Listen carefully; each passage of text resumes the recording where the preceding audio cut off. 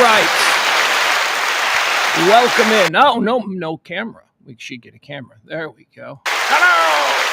Hello, everybody, and welcome in to the Kelly Moore Memorial Studios here in the beautiful E Gallery in Dallas's Design District. I am Radio Misfit Dallas Pugs Moran. We are, of course, under the umbrella of our parent corporation, RadioMisfits.com.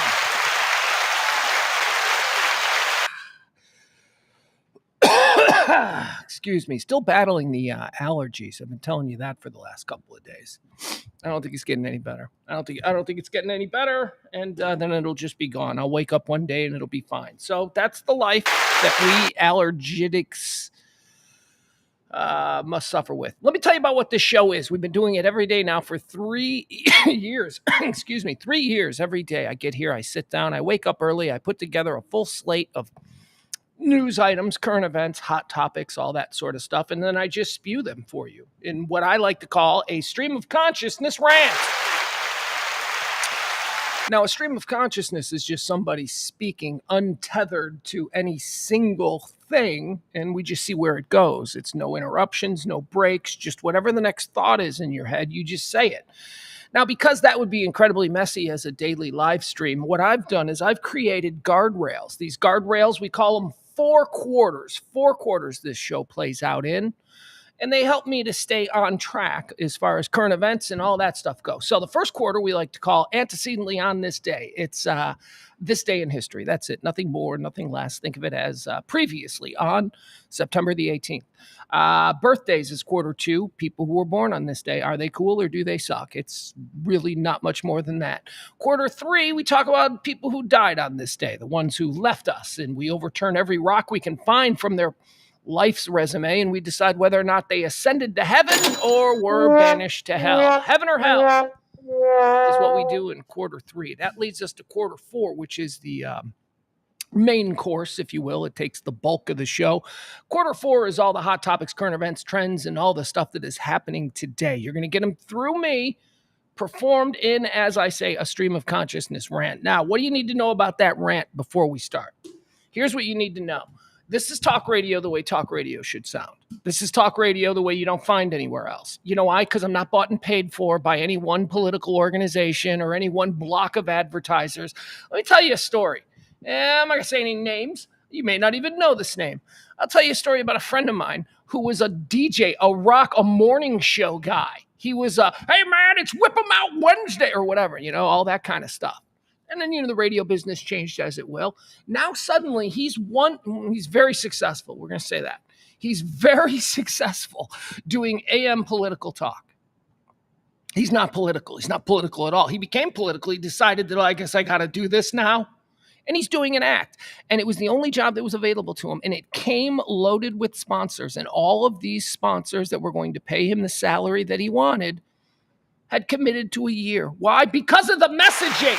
Bought and paid for what was expected to be heard out of this person's mouth. It didn't matter that he was new, and it didn't matter that I personally think if he was allowed to do real talk radio, he could be one of the best in the business. But instead, he's stuck carrying water for the corporate elitists who want you to think a certain way and keep you ginned up and keep all of us divided. That is not what we do here on this show. This is talk radio for normal people. People who are not, the first thing about them that they need you to know is who they voted for. This show is not for those people. If you are those people, go away. It's for normal people. Normal people who like life. Normal people who love this country. Normal people who are smart enough to recognize that you can love something and still think that it needs to be fixed. Okay? We can all agree on that. That's what this show is for. So join us as we begin year 3. I don't even know when the first day was. Let's say hi to the chat room. We've got Jimmy. Jimmy Smells is in the chat room. Jeff B, live from the cornfields of Iowa. Got him. We got Chris. We got the sports bras. We got Adam. Adam saying hola, as is his wont, as he is a Latino. Is he? I don't know. I don't know. I don't really. I got a Cuban friend who doesn't like to be called Latino. So I don't know. I believe Adam's Mexican. I think he's a proud Mexican-American. I don't know if are the Mexicans okay with being called Latinos? I don't know anymore. The rules change. Look, when I was a little kid, if you were from Cuba, you were all Mexicans. That's when I was a little, you were all Mexicans. I'm not Mexican, I'm Puerto Rican. It's the same thing. Same thing to a dumb white kid in 1980. I don't know. Now we got to be hyper specific. And it stands to reason. I mean, we're pretty hyper specific about our European heritages, right?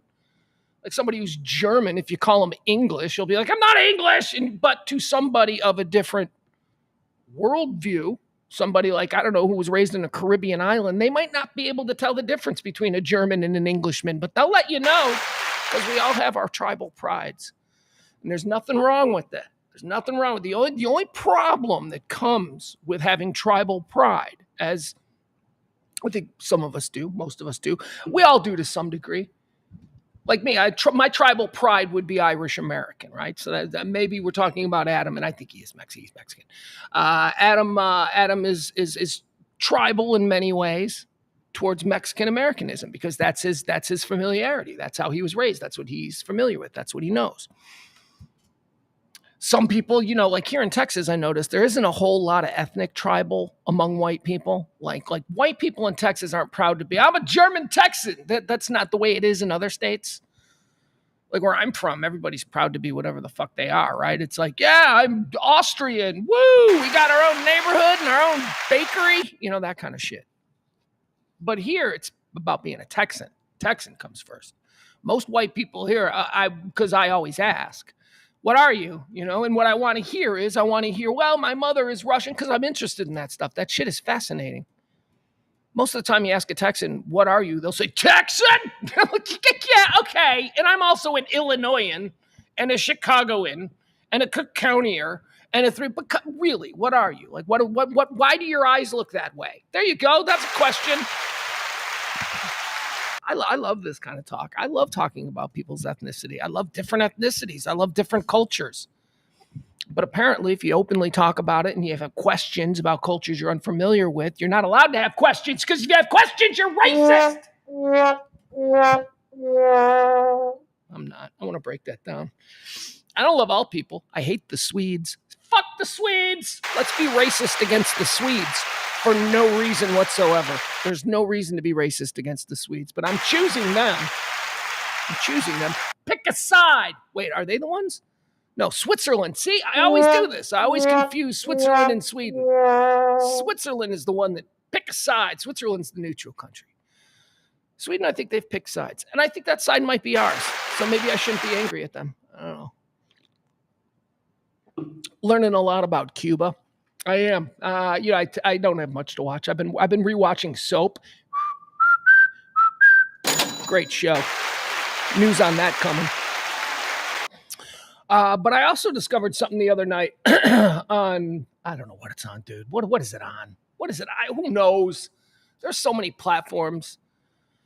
I mean, it was limited when we only had 3 or 4 channels, but at least we knew what everything was on. I have no idea. I'm watching something called Mafia Spies. Might be on Apple, might be on Paramount Plus, might be on Netflix, might be on Amazon, might be on Hulu, might be on, I don't know where it is. It's pretty good though. It's called Mafia Spies. It's about how the CIA over the years has utilized American organized crime to do some of their black ops. It's pretty good. Learning all about Cuba, which is going to come in handy later today when we get into the rant. Hi, Adam. Oh, I already said hi to Adam. Adam says, let's see. Oh, God, Adam's on a tear. Adam's got multiple posts, so I got to make sure I go back to the beginning. Adam says, why would a Cuban not like Latino? It's Latin America. Well, that is interesting for you to say, because a lot of the people and a lot of the families who consider themselves Cuban now by generational, I don't know, being there, they were the colonizers. They came from Spain, they came from England, they came from Germany, they came from all over Europe. And those people were the big landowners in Cuba. And although they are Cuban by birth and Cuban by, the way my family emigrated to America, they're Americans, so they're Cuban by all that stuff. They do not like to be called Latino because they are not Latino. We are not. There's a difference between us. The German and Austrian and English and No, not the Irish. The Irish didn't colonize anybody. The Irish were just too busy fighting for their own little patch of green floating rock. Adam says, I want all my people to be lifted and successful, but never to the detriment of the collective whole. Look at that. That's someone who lays in bed staring at the ceiling, huh? That's some deep shit. Adam also says, but family and community comes first. KB, my buddy Kevin said, did you just say you are rewatching Soap? Coincidentally, I have been too. Look at that. Well, then, Kevin, you are going to love what Ed Zilla of Radio Misfits and I have planned. We are both re-binging all of Soap. And we are going to be launching an episode-by-episode podcast on Soap. That's it. I don't want to give too much away, but coming soon to Radio Misfits. And you know how this one is real? Because a lot of times I have these ideas and then I just don't have anybody that I can work with. I just don't have anybody who can facilitate the ideas because I am limited in my abilities. I can promise you that this one is real because King Poobah Ed himself is the guy who came up with the idea, and he asked me to be a part of it. So all I got to do is, I don't know. Ed's a pro. I am not. That's the difference. So yeah, we've been rewatching Soap. I'm on episode 6 now of season 1. I'll tell you, there's a lot of things. There are like I'd like to ask Billy Crystal about the very first scene in which we are told and shown that Jody Dallas, the character that Billy Crystal played on Soap. I would like to ask Billy Crystal, how do you feel about the way Jody's homosexuality was introduced on TV in 1970? I bet he wants that one back. But it's good. It's such a good show. Jody Dallas, the first gay character on television, the first openly gay character, so provocative, so controversial. And I would like to talk to him about that because that was a very important thing that now, I mean, in the moment, it was this kid, Billy Crystal, who nobody's ever heard of, will never work again. How do you portray it? He's on TV acting like a fag. I mean, that's how it was openly discussed back then. Billy Crystal would go on in the 80s to be one of the biggest Hollywood stars of the decade. So it didn't hurt him. And now years and years later, it is quite a thing that he can say. He's like, yeah, I played the first openly gay character on television. Again, the very first scene, the way that we're introduced to Jody by 2024 standards is a little bit, in my opinion, troublesome. It's troublesome. I won't spoil it for you. You can watch it. But it's like, yeah, I don't think the gays are down with that kind of portrayal in 2024. You shouldn't be doing that, Billy Crystal. But the bigger picture is how Billy played him over the course of the show. And Jody, the gay character, became the most practical, the most dependable, the nicest, the only normal one, other than, where he puts his pee-pee, which shouldn't be a calculus at all. He was. And so I really do think that the impact on me, I was like 8 years old when the show started, and I watched it from the time it aired. I had very little parental supervision. She was like, whatever, what are you watching? It's on TV, it must be fine. But that was my introduction to gay people. My whole thing before meeting Jody Dallas on Soap was that gay guys were child molesters and that they were all bad, and if somebody was gay, that was reason enough to never speak to them again. And here's the other thing. Nobody was gay. Nobody. When I was little, nobody was gay. That was like a boogeyman thing. I mean, I kind of understood that it was real, but nobody. And then Jody Dallas comes on Soap. And it's like, holy crap, that's a gay guy. Look at him. And he's funny. Get out of here. Yeah. So KB says, I'm halfway through season 2. KB says Richard Mulligan was brilliant. So was Jessica. Yeah, you know what? This is why we're doing a whole podcast. And I don't want to give away some of the things that I'm going to talk about. But Richard Mulligan is a goddamn comedic genius. He is. Why wasn't he bigger? I mean, I know he went on to have Empty Nest and a TV show, and he did a couple of movies. But holy cow, the way Richard Mulligan portrays Burt Campbell, hysterical. I don't know that there's ever been a funnier character on TV. I have to I have to make that list. And now after rewatching Soap, I'm like, there is no way that Burt Campbell doesn't make a top 5 funniest television characters of all time. And now let's talk about Jessica for a moment. Jessica Tate, wife of Chester Tate, played by Katherine Hellman, who another generation knows her most prominently as Mona from Who's the Boss. Remember, she would go on to be Mona. She was the grandma in Who's the Boss. But in Soap, she was like 52 or something. I think I looked it up. Because Katherine Hellman as Jessica Tate in Soap is hot. Mona from Who's the Boss is hot. And I don't think I ever saw this because I was 8 years old. And she was like, man, that's a grandma. And I didn't really appreciate. She was hot. There's a scene where she is running around in a little tennis outfit in episode 1. Oh my God, my jaw was on the floor. Also, shout out to Corinne Tate, the daughter, also very hot. This is why it's fun to rewatch a show that you watched as a kid that dealt in very complicated grown-up issues. Because as a kid, I didn't know any of this. I didn't appreciate the sexuality of anybody. And now as a grown-up, I'm rewatching it and I'm going, all right. Corinne is adorable and Jessica Tate is hot. Barney says she was a GILF. I don't know that she was a GILF in Soap. She's a 52-year-old woman who still looked smoking hot in 1977 or whatever it was.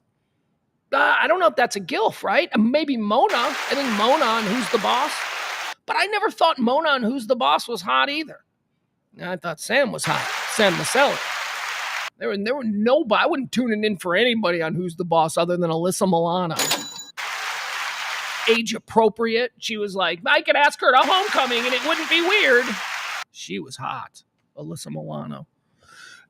Sam Maselli. So I wasn't even noticing Mona the grandma, but I'm noticing her now. I'm noticing her as Jessica Tate on Soap. All right, let's get started with today's show. It is The Rant. We do it every day. It's all the things you need to know about today. That's enough small talk. That's enough stuff about me.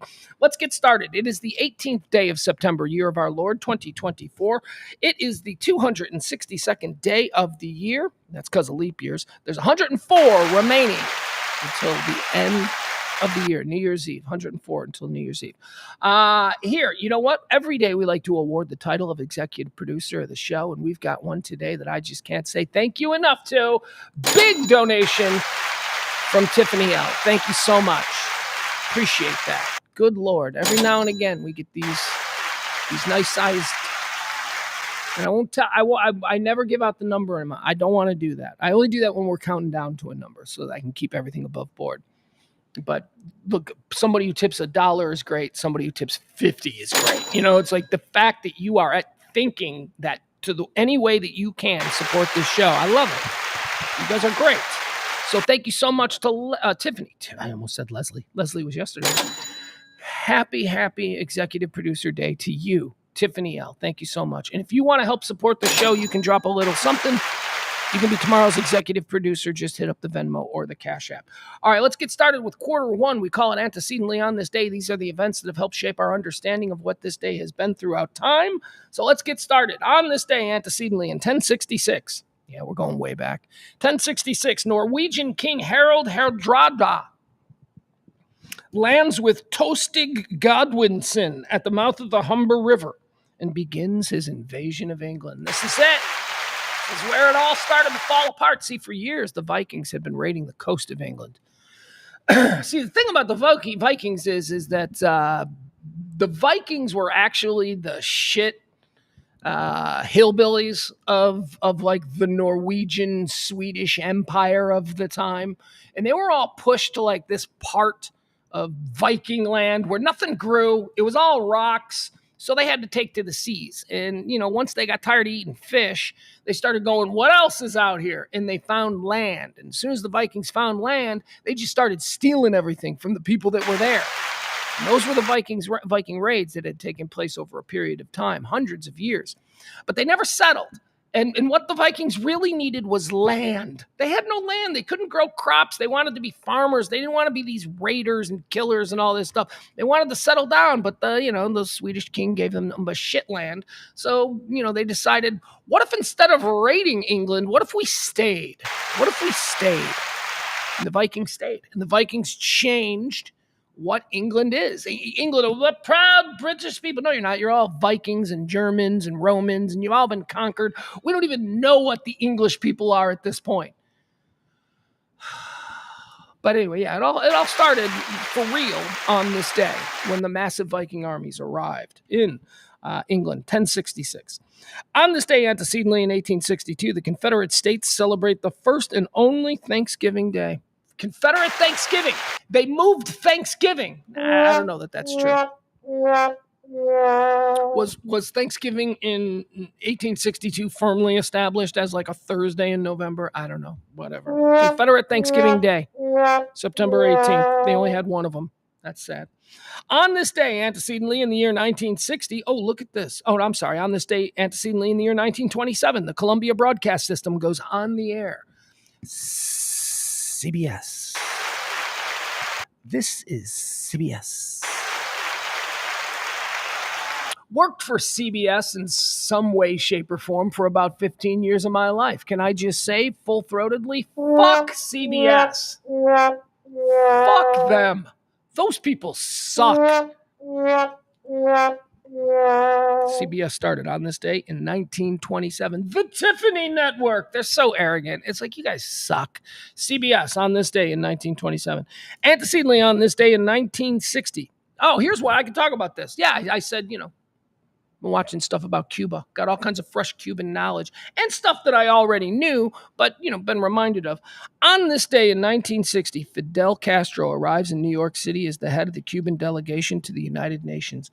1960. So this is pre-Bay of Pigs. This is pre-Cuban Missile Crisis. This is, before Cuban was the worst, or Fidel was the worst person in the world. At least to the American public, he wasn't the worst person in the world. He was, to the Eisenhower administration, absolutely the worst person in the world, because the Eisenhower administration took one on the chops when their puppet dictator Batista was run out on a rail for executing people in the middle of the night. Batista was a fascist dictator who ruled over American corporate interests in Cuba to the detriment of the Cuban people. For years, there was two classes in Cuba. My friend who's Cuban refused to say he's Latino. He was in one of the rich classes, and that was only like 2% of the people. 98% of the people in that country were living in hillsides, killing dogs, eating cats imported from Springfield, Ohio. It was nuts. So finally, the people had enough, and the people rose up against Batista, and they were led by this guerrilla by the name of Fidel Castro. Fidel Castro, do you know Fidel Castro wasn't a guerrilla? Like, this whole image that we, the American people, have of Fidel Castro actually came from one of those 2% families. Fidel Castro was the son of one of Cuba's largest landowners who were run out of business by the revolution that Fidel Castro was behind. Fidel Castro was a highly educated, silver-spooned, sophisticated civil rights lawyer in Havana. That's who he was, okay? He wasn't chasing chickens around in the town square. That's not what Fidel Castro was. And he got, he went up and he started advising. He began as an advisor to these revolutionaries, and he all of a sudden became their leader. So in 1960, after the fall of Batista, which, by the way, America hated because we liked controlling. We liked controlling that island there. That was like a way we could wash our money. There was all kinds of illicit shit going on there. The United States Mafia, organized crime, they basically ran all the tourism in Cuba, and Cuba was big on tourism. And then like big conglomerate corporations based in America ran everything else. From, the fishing and the shipping and the portage and the sugar cane and all of that. The Cuban people had nothing. So when you talk about a revolution, look at it from that perspective. These people rose up in much the same way that we did back in 1776, and we took down a dictator who was basically giving the people nothing. Fidel Castro in 1960 was widely seen in the way I just described to you by the American public when he came to New York City. Ticker tape parades, People were amazed at him. He was called the George Washington of Cuba. That was the original. But the Eisenhower administration didn't like that because once again, we were playing a much larger Cold War game. And an Cuba. Bottom line is this about Fidel Castro and how it all went bad. It all went bad when Fidel Castro made a relationship with the Soviet Union. And Fidel Castro had to do that. See, this is the thing. 90 miles away, Fidel Castro was looking at the United States. By the way, he believed in democracy. He was a civil rights attorney in Cuba. He was very westernized. He believed in all of that stuff. He just wanted to see the Cuban people stop getting destroyed. This is a long story. I'm not going to spend a long time on it, but it is a long story, and I'm kind of trying to be succinct with it. So Castro comes to power, and the American people are trying to kill him. The government, the CIA, is sending spies over to poison him and to blow up his cars and all of this shit. And out of sheer desperation, he turned to the Soviet Union and said, hey, because your enemy's enemy is your friend. And there was no reason for us to be enemies with Cuba other than America wanted to reinstall the dictator Batista and didn't like what this Cuban guy was doing. Now, from that point, once he became a communist, and he did become a communist because he believed that that was the way to run, he became a piece of shit dictator himself. But in the beginning, man, he was forced into the arms of the Soviet Union during the Cold War. Fidel Castro, 90 miles from Miami. This guy was forced into the arms of the Soviet Union because he had no choice, because the Americans were trying to kill him. They wouldn't recognize him. The UN did, and that's why he came here in 1960. Also, President Eisenhower at the time refused to meet with him. That was like a big snub of Fidel Castro's visit to New York in 1960, that they refused to meet with him. And because of this, a number of the big hotels in New York City refused to grant the Cuban delegation any kind of housing. It was like a stupid thing, but it was, we're going to show him what we think. So he stayed in Harlem. He stayed in Harlem and used that to give all of these revolutionary speeches to black people in some big square in Harlem. I mean, it's like everything that he did, he was forced into doing in the early days. I can't defend some of the stories that we've seen come out of Cuba in the late 60s and the 70s and the 80s. By all accounts, Fidel Castro turned into a real madman. But in the beginning, it's more complicated than he was just a bad guy. Fidel Castro, on this day in 1960, he arrives in New York. Let's see here. Antecedently on this day in 1984, Joe Kittinger completes the first solo balloon crossing of the Atlantic. 1984, this fucking schmo does this. 1984. I break Charles Lindbergh's balls a lot, primarily because he was a fucking Nazi and friend of Hitler, okay? But also because what Charles Lindbergh did, I've done, right? I can't be all that impressed. You're a hero for the ages because you flew from New York to London or wherever, Paris, whatever. I've done that. I've done that now. That's not a thing.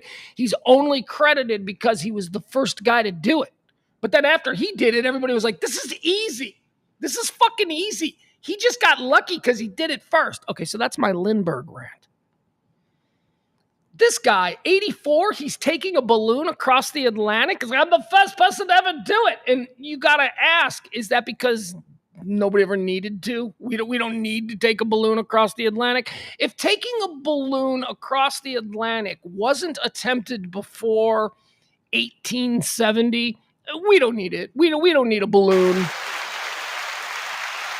Planes, we had planes. 1984, this idiot does it. And you know what he is? This is before rich guys started spending money on Mars. All of these, we used to have this thing, in the 80s, we used to have these like rich guys. Steve Fawcett, very famous rich guy. He would balloon all around the world because they couldn't build rockets. I don't know why. I don't know why they hadn't tried to build rockets. That took Elon and Bezos and all these guys. Richard Branson, though, also. Steve Fawcett, Richard Branson, he moved into rockets. He was a big balloon guy. You got this guy. We're going to take balloons. Nobody wants to travel via balloon.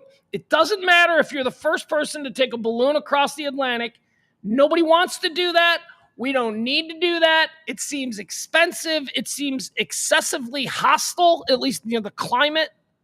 It's a dumb thing, and you're doing it because you're rich and you want everybody to look at you. And on this day in 1984, everybody looked at him. Crossing the Atlantic in a balloon, you fucking idiot. On this day, antecedently, in 2001, the very first of the anthrax letters were sent from Trenton, New Jersey. Anthrax letters, remember that? Remember when that was a thing? The old Live 105.3 radio station, they overreacted in a big corporate way because the media were a target. We need to feel important. They had to rent the radio station I worked at. They had to rent a trailer. Let's call it a trailer, like a construction trailer. Yeah, like where they would have the construction office on a construction site. So they rented a trailer like that, and they put it in the back office, the back parking lot. Took up like 30 parking spots, and everybody's like, why is there no parking? Because of the stupid trailer that's back there now. And that was where you had to open mail. So any mail that was delivered to the radio station had to be taken instead to the trailer. It was not allowed in the building. It was taken directly to the trailer, where somebody would have to then open the anthrax letters alone in this trailer. There were never any anthrax letters. We never got an anthrax letter. It was an overreaction. But here's what we always joked about on the air, because we could see from our window in our studio, we could see when someone would walk out there with a big bag of mail. And they always sent, remember now, we're being very serious. This is so that if anything goes wrong, we can have we're assured of some form of deniability, and we can say that we tried, okay? We've got a trailer. We're not letting the mail in. We're trying. But they would send an intern in like a t-shirt and shorts just to open the shit. Like if something was in there, if the mobile trailer and doing the mail offsite, if it was warranted, you just killed an intern. There were no hazmat suits. There was nothing like that. It was just this girl, Christy, walking across the parking lot with a bag of mail to go possibly die. So stupid. Well, we can afford to lose one. If we lose the one in the parking lot, I mean, there was no offer. Like, and we know this because we said to her, we asked her, we're like, so when you go in there, what do? You got to like put on like this cover. She said, no, I just sit down and go through the mail. And how many school credits are you getting for this? None, you say. Just an opportunity to be in the glamorous world of big time major market radio, I guess. Yikes. Send the kid out there with the poison mail. Let's see if they come back. Literally, canary in the coal mine stuff. That's what it was. Total canary in the coal mine stuff. Barney's got a comment on old rich guys, and I've always got time for people who want to take down old rich guys. Although Barney might be carrying water. I don't know. Barney says, I think old rich guys get in a situation where they are ready to die, but they can afford the best health care. So they are looking for an honorable way to go out. I like that. That's good. But see, here's the thing, like Steve Fawcett and Branson and even Musk and Bezos, these are not old rich guys. Like back in the 80s, like Steve Fawcett was like in his 30s and a billionaire. So was Branson. And he's going around in a balloon. So they're not old rich guys. So it's not a dare thing. I really think it's just, I've got all of this money and I've got all of this power, but I've got no fame. Nobody knows me when I walk into a restaurant. I can't sing, I can't act. And so they get in a balloon and they become like an adventurer. Look at me, I'm Sir Edmund Hillary. First mailing of anthrax letter. Well, in emailing of an anthrax letter, that would be something. But the first mailing of anthrax letters occurred on this day in 2001. And on this day in 2014, Scotland decided to stick around. Scotland voted overwhelmingly to bend the knee to the Queen. As an Irishman, my Scottish cousins, they do nothing but disappoint with how willing to be subservient to the crown they are. The Scottish people on this day in 2014 voted against independence from the United Kingdom. They could have been independent. They could have been like the Republic of Ireland, a proud group of people who aren't even satisfied with what they got. They still want Northern Ireland. That fight is not over.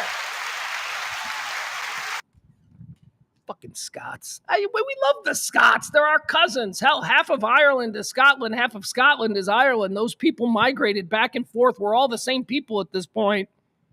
We just don't have the same heart. No, we don't. Got to be born on the Emerald Isle to have that fight, that willingness to go against the crown, to say no to colonialism. The Scots don't have it. Maybe it's because the Scots are attached. Maybe that's it. The Scots are directly attached via landmass to England. Maybe that's harder. Yeah, the Irish, we got the Irish Sea, right? So we got this moat between us, and we're like, come on! We're like yelling at them from one side, and they're yelling at us from the other. Maybe it's a little different with Scotland. Still, very disappointing. Scotland had an opportunity to go, we will not bend the knee, and you did. Everybody should have gone and watched Braveheart the night before the vote in Scotland. They should have just all national TV should have just shown Braveheart. Scotland on this day decides to keep bending the knee like the feckless. Never mind. All right, let's do birthdays. Trying to think, do I have any Scottish friends who are going to be mad at that? Rob, oh my God, which kitty? There he is. There he is in the chat room. That's it.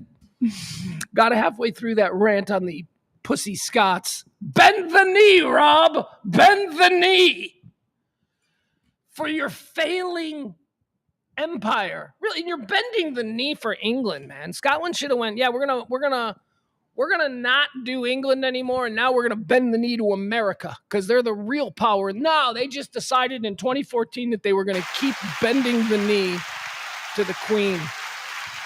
Scottish people. Now that I've got my target, now that I've got Rob, I can really hammer him. Scotland, the only country in the world to have worse food than the Irish. Scotland, only place in the world you can go. Like if you're eating in Ireland, you're like, well, at least the drinks are pouring. You go to Scotland, it'll be even worse. Scots don't even have a St. Patrick's Day. Scots got none of the fun stuff we Irish have. We got none of it. And still you bend the knee. Maybe if you wouldn't bend the knee, your culture would be more pervasive in this country. Bend this, Rob says. All right, I will. All right, let's do birthdays. It's time for birthdays. Let's talk about people who were born on this day, and then let's decide whether or not we think they're cool or not, okay? Birthday boys, here we go. They say it's their birthday. Born on this day in 1924, J.D. Tippit. J.D. Tippit, interesting guy, right? J.D. Tippit, do we know that name right away? Here in Dallas, we sure do. J.D. Tippit was the Dallas police officer who was shot an hour after JFK was shot in Dealey Plaza. Tippit was patrolling there in Oak Cliff, Central Oak Cliff, they say, and he came across someone matching the description of Lee Harvey Oswald, the suspect that they were seeking in the assassination of the president a few miles away. Pulled over as Oswald was walking on the street. Oswald came over to the car, and that's where the shooting occurred. Now, let's pull this up here, because I was like, you know what? That's one of those really important American things. Well, let's see if we can do this. J.D. Tippit, this is part of the Kennedy assassination. And I don't believe that I've ever seen where that happened. Where did J.D. Tippit? I know Dallas. I know the Dallas area. So let's check this out on a map. This is Patton Avenue and 10th Street in Oak Cliff, which is really from where I am right now, just a mile or two away. All right. So let's get an idea of where we're looking at. All right. So this is south of Oak Cliff, right? So let's pull out. All right, so here you get the Trinity River right here, all of this. So there's this separation with 30 and 35. Where was the shooting? The shooting was where? Here? Hold on. Ah, you son of a bitch. I'm so not good at this. All right, there's that. Now let's see if we can find the shooting. All right, so here's Dallas. Where's the wind spear? There's Bob's. You know what? Where Farmers Market is here. So Dallas Historic Dealey Plaza. All right, there we go. Here's Dealey Plaza.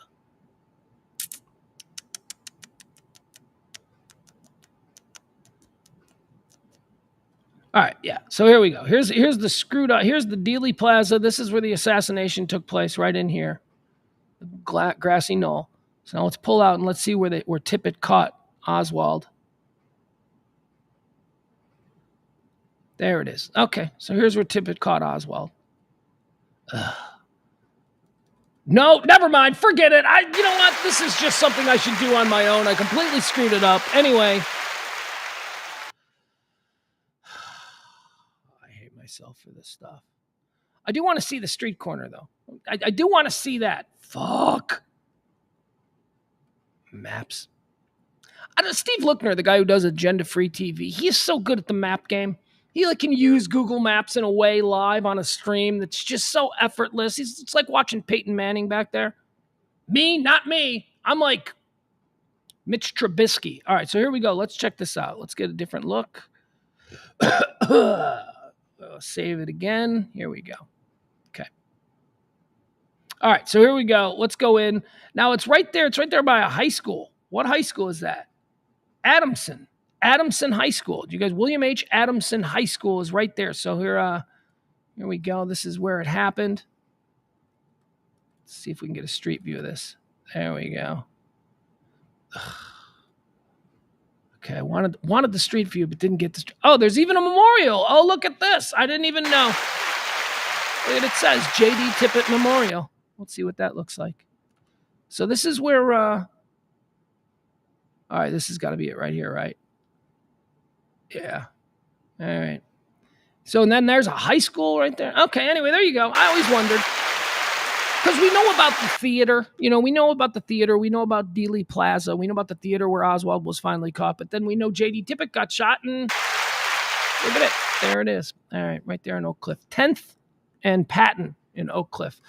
Let's see. What else do we have here? Let's do another birthday. Celebrating a birthday born on this day. Happy birthday to Robert Blake. Whoa. That's the name of it. Boom. Robert Blake, Beretta. He was Mickey from the Little Rascals. So what do we know about Robert Blake? See, this is how media sets in our brain. If I were to walk on the street right now, I can't do it in a chat room because you people will Google it, and then I'm gonna have the right answer by Googling it. But if you were to just ask somebody on the street and say, "Did Robert Blake kill his wife?" What would they say? Is Robert Blake a murderer? Did Robert Blake kill his wife? Because I think I would answer, yeah, he killed his wife. He killed his wife. He didn't kill his wife. Robert Blake got the OJ treatment. Robert Blake they did not find evidence that he had killed his wife, Bonnie Lee Bakley, which is, my God, this is an interesting story. Okay, because I do know a little bit about the whole Bonnie Lee Bakley thing.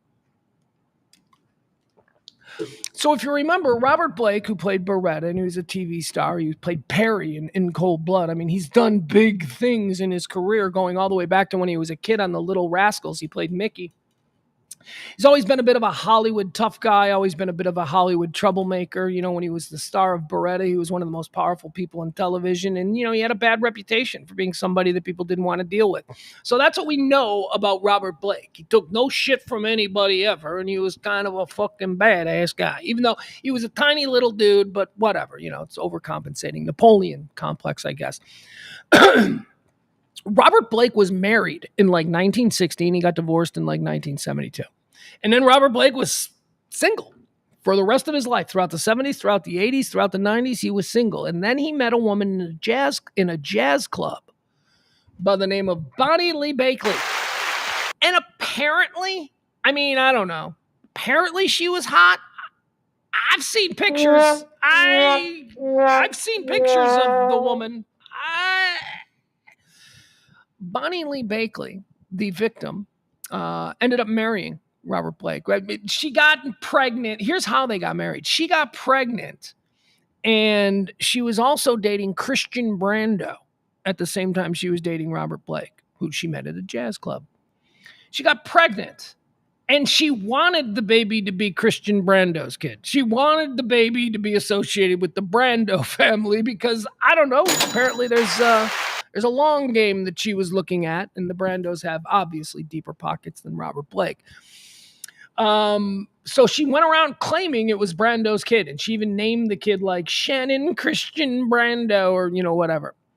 But then Christian Brando was like, I don't think that's my kid. I don't think that. And they were giving some pushback. So then she turns to Robert Blake and she goes, oh, hey, I think it might be your kid. And Blake's like, I need a paternity test, baby. And so she went, Bonnie Lee Bakley, she got a paternity test, and it turned out that it was, in fact, Robert Blake's kid. It's Robert Blake's kid. So he's like, well, now we got to get married. So remember, this guy was married between like 1960 and 1972, and then got divorced, and he's been single his whole time. So he doesn't go into marriage lightly. And he seems to be a traditional guy. He's like, well, if it's my kid, I'm going to give it my name. And that's the name of that tune. You know, that was a very Robert Blake-esque way he talked. So he did it. So he married her, and he ended up marrying this chick, and he fucking hated her. And you can't blame him. Bonnie Lee Bakley was a train wreck of a woman. She was a dude. I made such a big deal about Robert Blake being married once to a woman for like 12 years, raised a couple of kids, and then got divorced in the early 70s. And then he was single, and then he knocked up Bonnie Lee Bakley, and he married her. And I mentioned that just to show that he's not a guy who frivolously marries. Robert Blake was Bonnie Lee Bakley's 10th husband. 10. He's been married 10 times. She was a con artist who had been arrested multiple times. She was arrested one time in, I think, Arizona. She had 10 driver's licenses with 10 different identifications and 10 different social security numbers. She used all of these identities to run mail order scams back in the day when you could run mail order scams. One of her more successful businesses was before OnlyFans. She would take dirty pictures of herself, advertise in the back of like Screw magazine, and get perverts from around the country sending her money for, naked pictures. That's who Bonnie Lee Bakley is. This woman who crashes into Robert Blake's life, and he thinks he's doing the right thing by marrying her, which is dumb. And that's what she wanted because she thinks she's got a Hollywood star now. She dated a bunch of people, man, like a bunch of celebrities, a whole, but not just Robert Blake and Christian Brando. She must have been hot, but I ain't seen it. So anyway, they go out to dinner at an Italian restaurant. They've been married now for a couple of years, and the little baby is growing up, and she's awful. He hates her. His bodyguard is like, oh, they hated each other. They had absolutely nothing in common, and they despised one another. But every week they would go out to dinner at this nice little Italian restaurant on a Friday night. So they go out to dinner, and they have dinner, and they enjoy the evening. Nobody in the restaurant reported any kind of weirdness between them. They left. They got in the car, and as they're getting in the car, Robert Blake goes, oh, wait. I forgot something in the restaurant. Robert Blake goes into the restaurant. What did he forget? His pistol. He forgot his gun, because that's what responsible gun owners do. They go out for a couple of cocktails and an evening of steaks and Italian food, and then they leave their firearm. I don't know. I think it might be under the... Come on, idiot. Anyway, that was his excuse. Hold on, baby, before we get out of here, I got to go back in. I got to get my gun. So he goes and he gets his gun, and when he comes back, she's dead. She's dead in the car, shot in the head.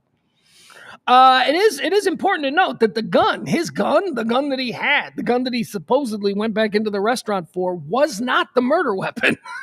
His gun, because it all looks bad. Like, it all just looks bad. A gun is involved. You guys hate each other. Everybody says she trapped you into a marriage. She's been married 10 times. She's got a rap sheet at both the state level and federal level.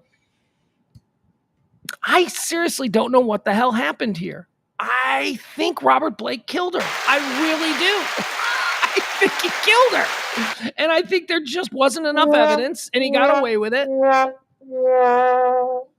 I think he killed her. But he was not convicted.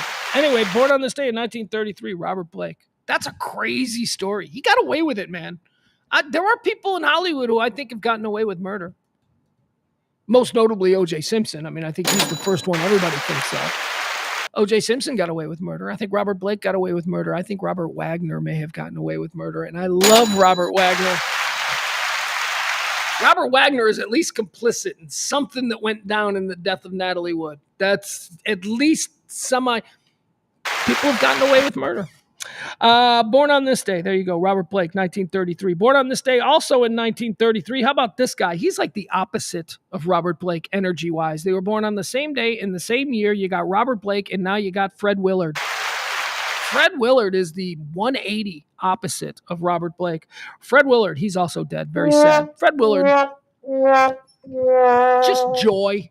Just joy. This is just joy. Whenever I see Fred Willard, it doesn't matter. He never starred in anything really, but he was always like a side character who would come in and just steal the scene from anybody. He was his energy was so good. Nobody, I'm trying to think if maybe other people do, because there is a larger style or genre, if you will, of this kind of comedy that he did. And I think it's most effectively done and most consistently done as like the bubble-headed blonde. Usually it's a female character who is just, he was like this male, oblivious, deeply stupid, yet composed, intelligent guy. He played that role, he played that note and that tone in just about every character that he created. He's just so funny. Just so great. Wasn't he in was Fred Willard in Modern Family? Did he play Phil Dunphy's dad in Modern Family? Because that's just perfect. That is really kind of perfect. Fred Willard was awesome. Born on this day in 1933. Born on this day in 1951 and also dead, because they're all dead. Who's going to see the Ramones? They're all dead. Dee Dee Ramone, bass player, died on this day. Or born on this day, 1951. He's also dead. Oh, God, here's one. This one sucks. This is a dude, man. I love this guy. He was born on this day. He also died. Shouldn't be dead, but is dead. Born on this day in 1961, James Gandolfini.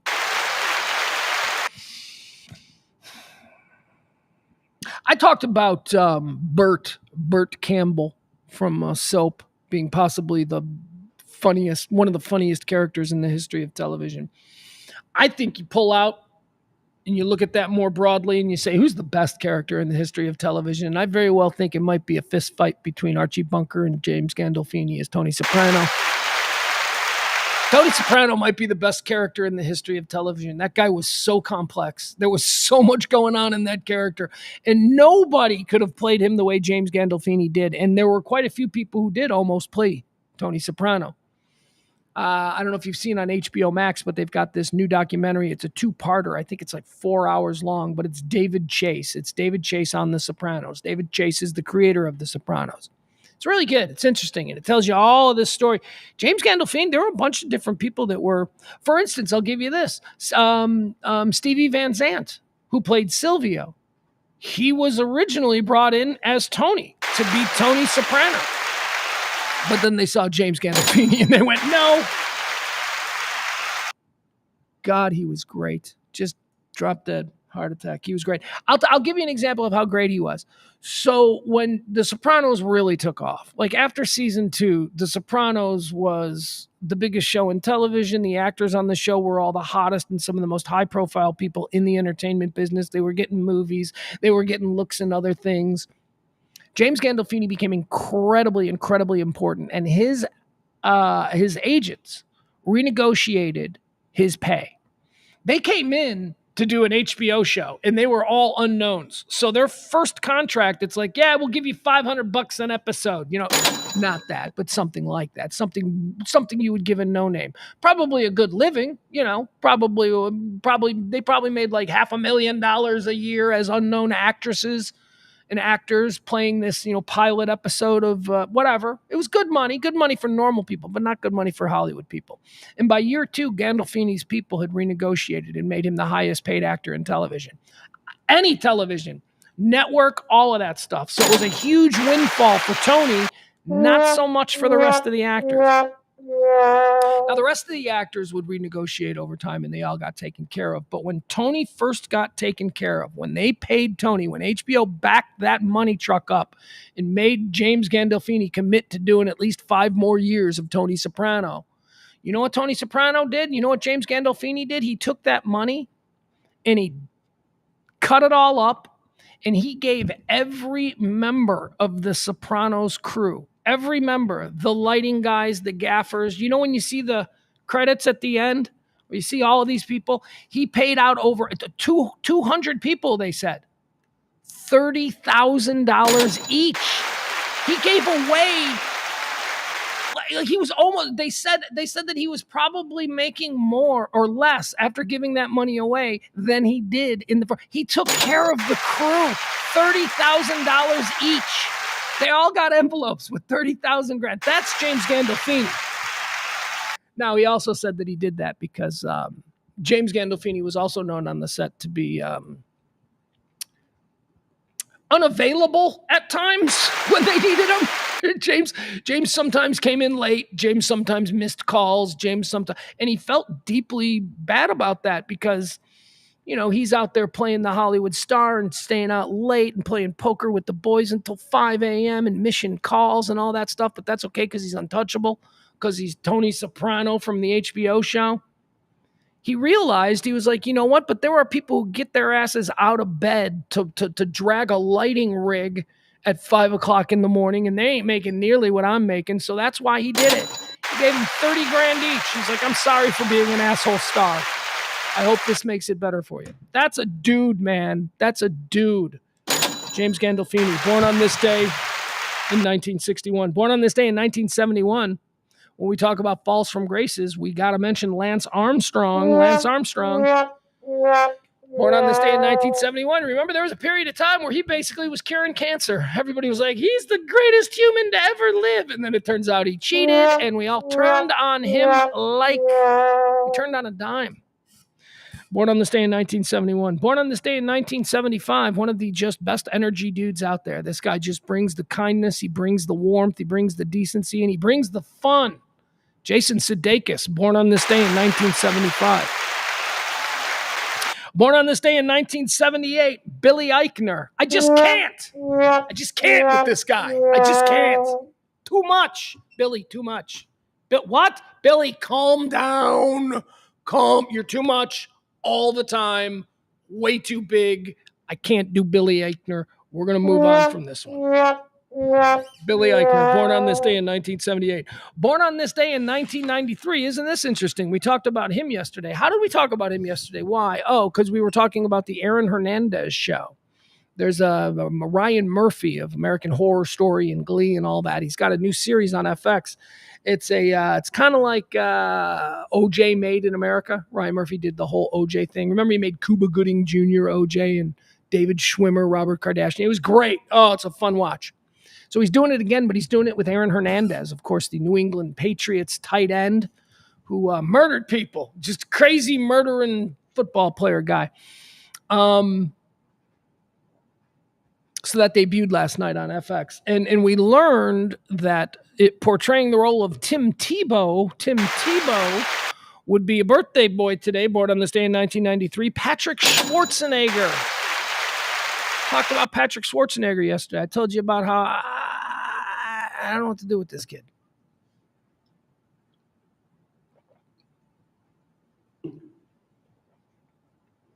wasn't given a whole lot in life, okay? I wasn't given a whole lot in life. My father was taken from me when I was 6 months old. I grew up with a mother. Now, I understand that the universe being what it does, it actually made up for that by giving me a mother that was better than any other option I possibly could have gotten. So I'm going to bank that. I'm going to say that's good. But everything else has been kind of like, I didn't get incredible looks. I didn't get a lightning bolt in my left arm that would propel me to the majors at 20 years old. No, I didn't get any of that. I didn't get nothing.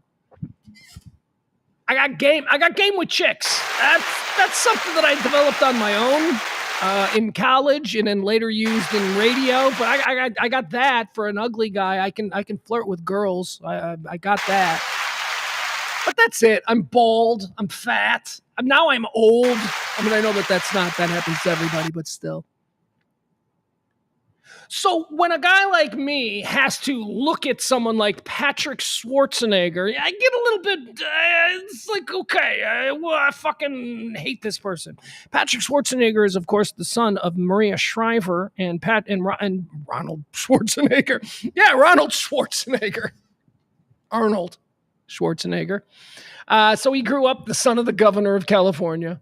His daddy was the governor. His mom is Maria Shriver. His mom's on TV. So he's got the whole Schwarzenegger thing. He decides he wants to be an actor. He's like, I want to be an actor. So that's good because he's got the Schwarzenegger thing. One of the biggest box office champions in the history of the Hollywood film industry is your dad. So, you're going to meet people. You're going to get auditions that maybe other guys won't get. So that's good. That's a benefit. And then I talked about yesterday on his mom's side, if the Schwarzenegger thing in California isn't enough, he's also a Kennedy, just so the rest of the country can be like, oh yeah, we have to bow down to him too because he's a fucking Kennedy. He's like JFK's grandnephew. He's JFK's grandnephew. And then on top of that, here he is. Have you guys seen Patrick Schwarzenegger? Have you seen what this kid looks like? I swear to God.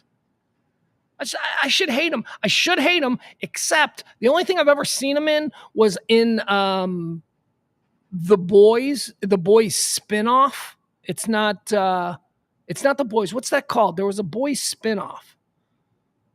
I don't know, whatever it is. He was in that. He played a superhero, and he was good. And I thought, okay, maybe he's good. Here he is. Look at this handsome son of a bitch. What am I supposed to do with this? You're telling me your dad's Arnold Schwarzenegger, your mom is a direct descendant to the Kennedy presidential line. Your dad's Arnold Schwarzenegger, your mom's a Kennedy. Apparently you're a good actor and you look like this? Look at this guy. Jesus, I'm not even gay and I'd consider doing. Look at that! Freaking Patrick Schwarzenegger. Who does he kind of look like? I don't know. What does he look like? He doesn't look like anybody. He doesn't look like Maria Shriver. He's got some Kennedy to him, doesn't he? He does. You gotta admit, he's got this, like a picture like this. He looks more like a Kennedy kid than a Schwarzenegger. Look at him. God damn this guy. All right. Happy birthday to you, you son of a bitch. I don't know what it is. I like you despite everything telling me I should hate you. Happy birthday to Patrick Schwarzenegger, born on this day in 1993. Let's do some deads. These are people who have died. All right. People have died. Gen V. Thank you, Jeff. Jeff Ballard. Gen V is the name of the Boys spinoff that Patrick Schwarzenegger was in. And he was good. He wasn't a major character, but I saw him and I went, is that fucking Schwarzenegger kid? And then so I started watching. I'm like, he's good. Okay, he's okay. He's not just, getting this job because he can act. He did one scene, I think, where whatever. Point is this, I should hate him, and I don't know why, but I do hold out the opportunity, the chance to hate him in the future. If he starts dating like Sydney Sweeney or something like that, fuck it, I'm out. I'm out. He can't have everything. You can't be given everything. Especially when most of us are given nothing. All right, deads. Dead on this day in 1970. Here's a big one. We like to decide if they went to heaven or hell. Dead on this day in 1970. Jimi Hendrix.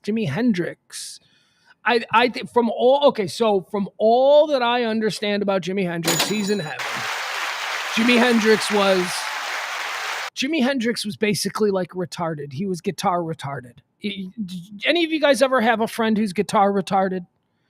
That's a friend who plays guitar, and that's a friend who always has a guitar with him, and that's a friend who you can't have a conversation with everybody else just sitting around without him being completely into the guitar. Like you're talking to everybody else about important stuff, and then you go, what do you... I'll tell you, Frank. My friend Frank was guitar retarded. You'd be like, yeah, what do you think, Frank? And then he'd be like, huh, what? Fuck you, Frank. Pay attention. We're deciding what we want on the pizza. Do you want... Dude, I'm cool. Whatever you want on the pizza. Bling, bling, bling, bling. You are fucking guitar retarded. Anyway, that's kind of what... Guitarded. You're guitarded. Oh, my God. Why didn't I put that together quick enough? Guitarded. That's a thing. Let's make it a thing. Jimi Hendrix was a bit guitarded.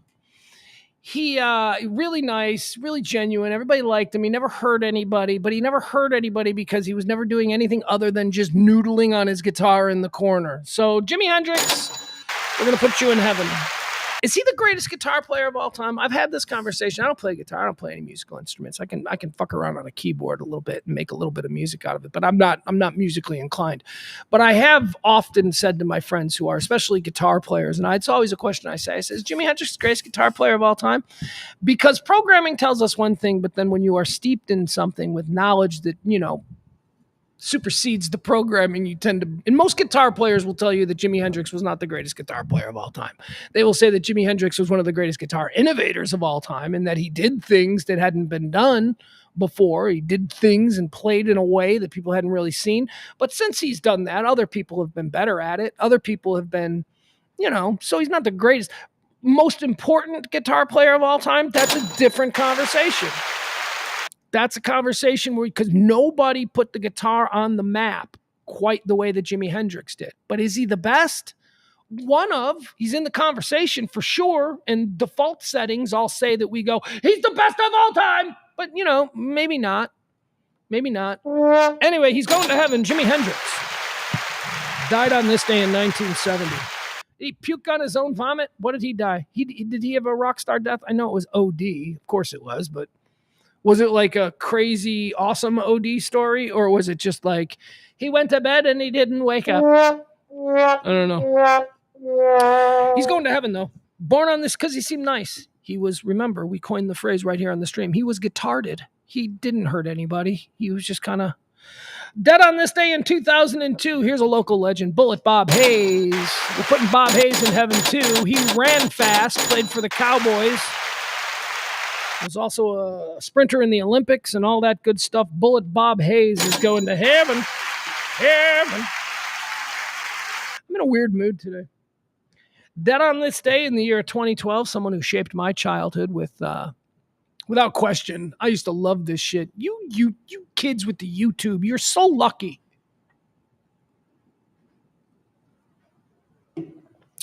When I was a kid growing up in the 80s, I was obsessed with NFL films. NFL film. The frozen tundra of Lambeau Field. They were the greatest things ever. I used to go through the TV guide and I would just go, NFL films. And then I'd highlight when NFL films was on. And it'd be like, I got to make a video. I had a videotape of all these like ESPN 3 o'clock in the morning. They're just filling time with NFL films things. And I just watched these. They were incredible. Now they're everywhere. Now it's like, if there is a football player, and I've done this throughout my son's 15, I've done it throughout his entire life. If there's a football player that we're talking about and he doesn't know, like if I have to say something to him like, have you ever seen Earl Campbell run? I mean, now I can just go to YouTube and I can pull up all of these incredible NFL films with footage of these bygone guys. And I think NFL films is great. If you're a football fan, it is our archive. It is, the NFL films have been on the sideline in NFL games since the 1950s, filming and documenting and putting all of these. We hear coaches for the first time. It's incredible. On this day in 2012, Steve Sabol died. Steve Sabol was the guy. Now we've got his son. Now whenever you see the NFL films, and they're big time now, they Hollywood studios and all, but now it's their son. Yeah, and he's like, hey, I'm Stu Sabol. I don't even know what his name is. Maybe it's Steve Sabol Jr. But Steve Sabol died on this day in 2012. He was the creator of NFL films, and he is awesome. We're putting him in heaven. Putting him in heaven. What a contribution. I can tell you personally, that's one of the criteria for being put in heaven or hell.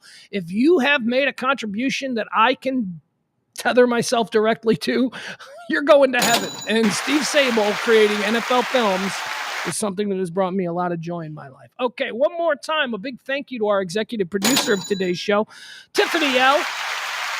Thank you, Tiffany. That really meant a lot. The show runs on your tips and your gratuities. If you want to help support this kind of talk radio that talks about the world in general without any sort of political partisanship, please drop a little something in either the Cash App or the Venmo. Thank you so much. If you want to do that, we'll put that up for you. And there it is. All right. quarters 1, quarter 2, and quarter 3 are in the books. Look, it's already 1:21. It's all right. I'm not in that big of a hurry today. I got to record something after this show with somebody else, but we're gonna stretch out. We got plenty of time. I'm drinking the Code Mix. You know, I like the Code Mix. So good, it should be illegal. Here's the problem with the Code Mix. If it's not ice cold, it starts to go like, it's like, and the cans are too big. Cans are too big. I can't drink this much that quickly. Yesterday I told you about E, our buddy E, who owns the E Gallery, and his Halloween decoration that he put out in front of his house. It's like a 20-foot tall. Every time you say it, it gets bigger. I know. I think it's actually like 15 feet tall.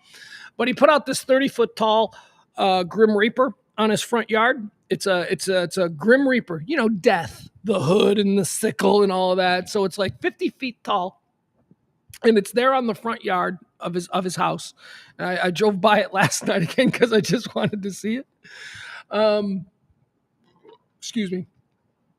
And I think that it's a little much for Halloween because it's a gigantic Grim Reaper dangling a dead baby. He's holding a dead baby, and the baby is hanging from, and he's 30,000 feet tall. No, okay, so what is it, like 50 feet tall? 50 feet tall, and he's dangling a baby, and then it's motion sensitive with all kinds of computers in it. So if you walk by it, this like 80-foot tall Grim Reaper dangling a dead bloody baby starts going, no one is safe from, and it's fucking weird, and there's blood everywhere. In the whole front yard, there are scattered with bones. There's literally just bones, so it looks like it's too much, is my point. It's like something Clive Barker would do. I'm like, who lives there? What serial killer lives there? And just to compare, down the street from his place, like 3 houses down on the other side of the street, these people have this wonderful big Halloween front yard decoration, and it's blow up minions. It's minions just as, creepy goblins. And then across the street, you've got death and blood, and it's just so weird. So yesterday I was driving by. I just want to see how the neighbors are taking to it. Apparently there have been no complaints so far, but I think they're coming. I think they're coming.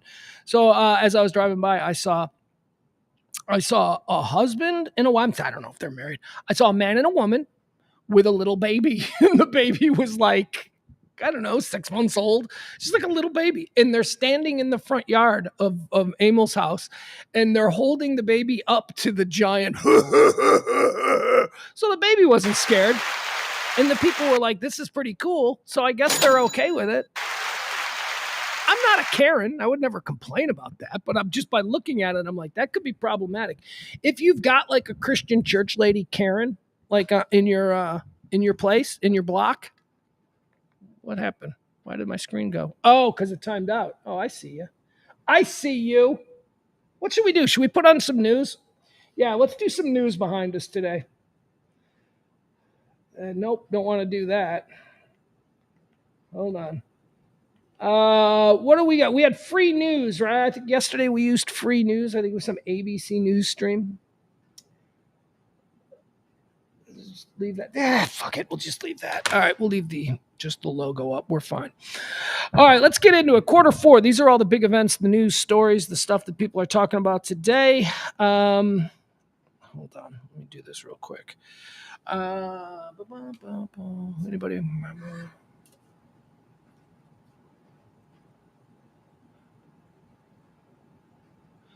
Mikey D talking about Vitello's. Vitello's is the restaurant where Robert Blake took Bonnie Lee Bakley on that fateful night.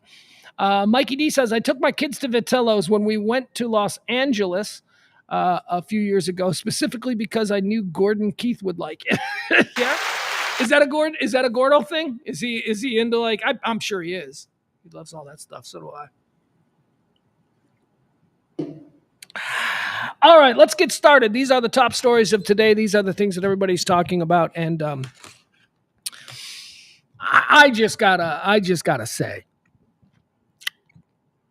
I am so impressed. I am I'm so impressed. I couldn't believe it. When I first saw this story, I went, that's cute. This is obviously the media just trying to, use the energy of yesterday's story. They like to do that. Like, I'll give you an example. If a big plane crashes and it's a big news story, it will be a big news story for 2 or 3 days. The aftermath of the clash of so and so flights, they'll do a big story for 2 or 3 days.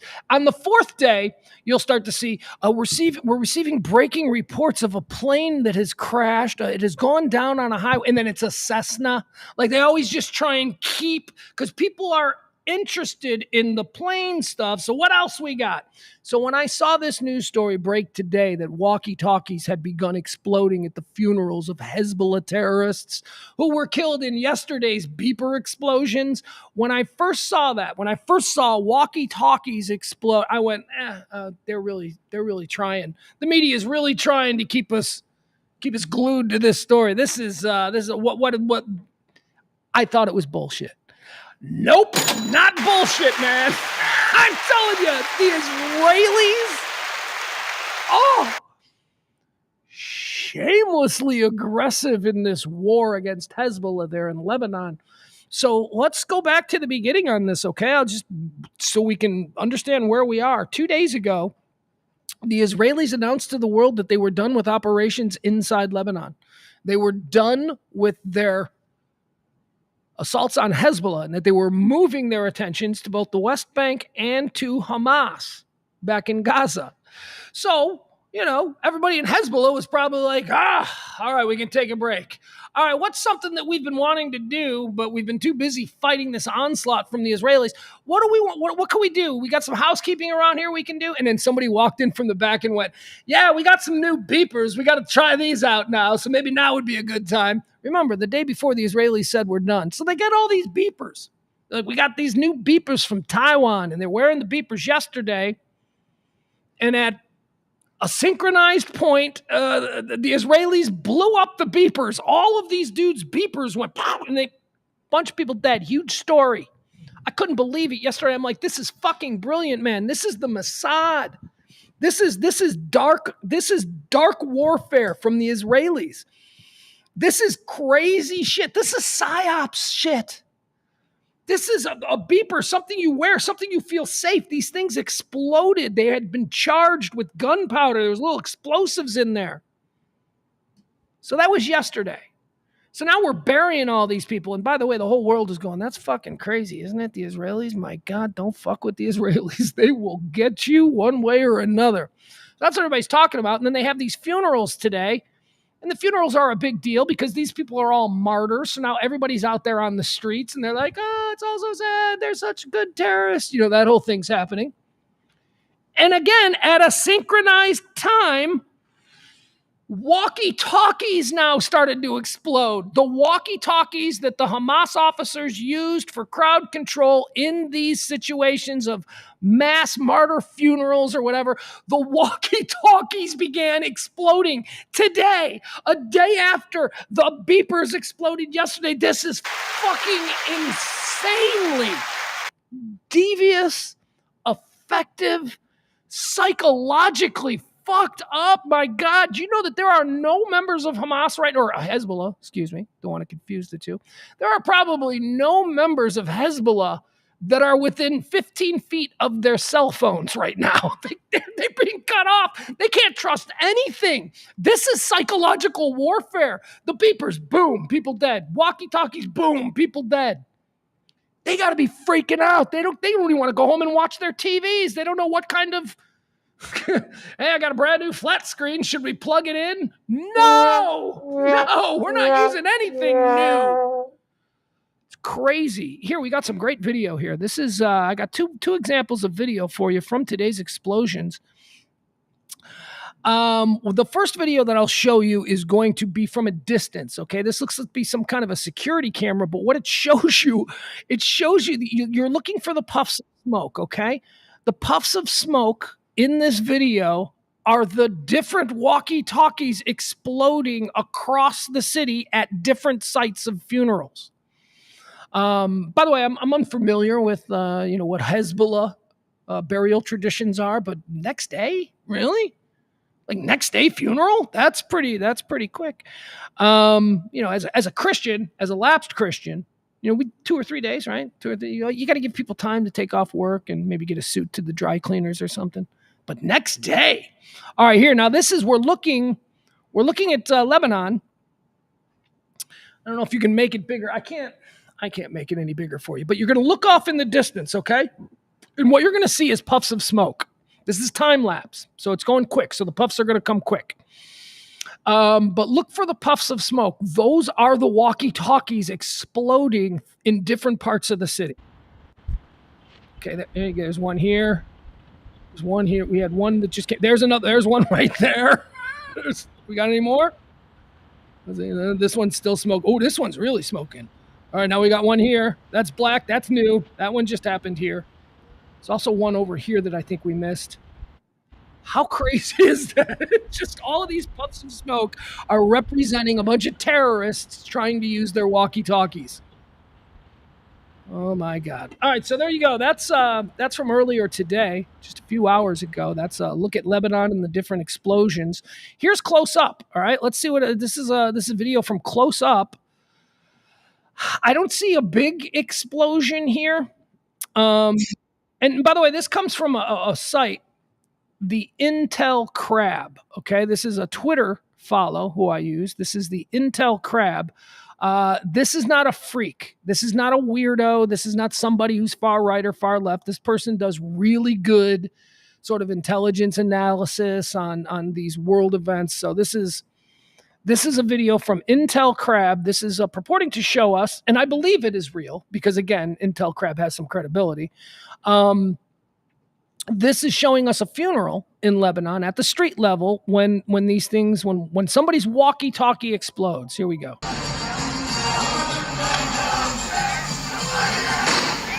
Oh. That's a lot of smoke right there, huh?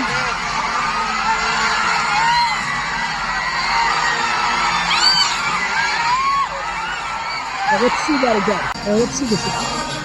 And then we're going to be looking down here. There it goes.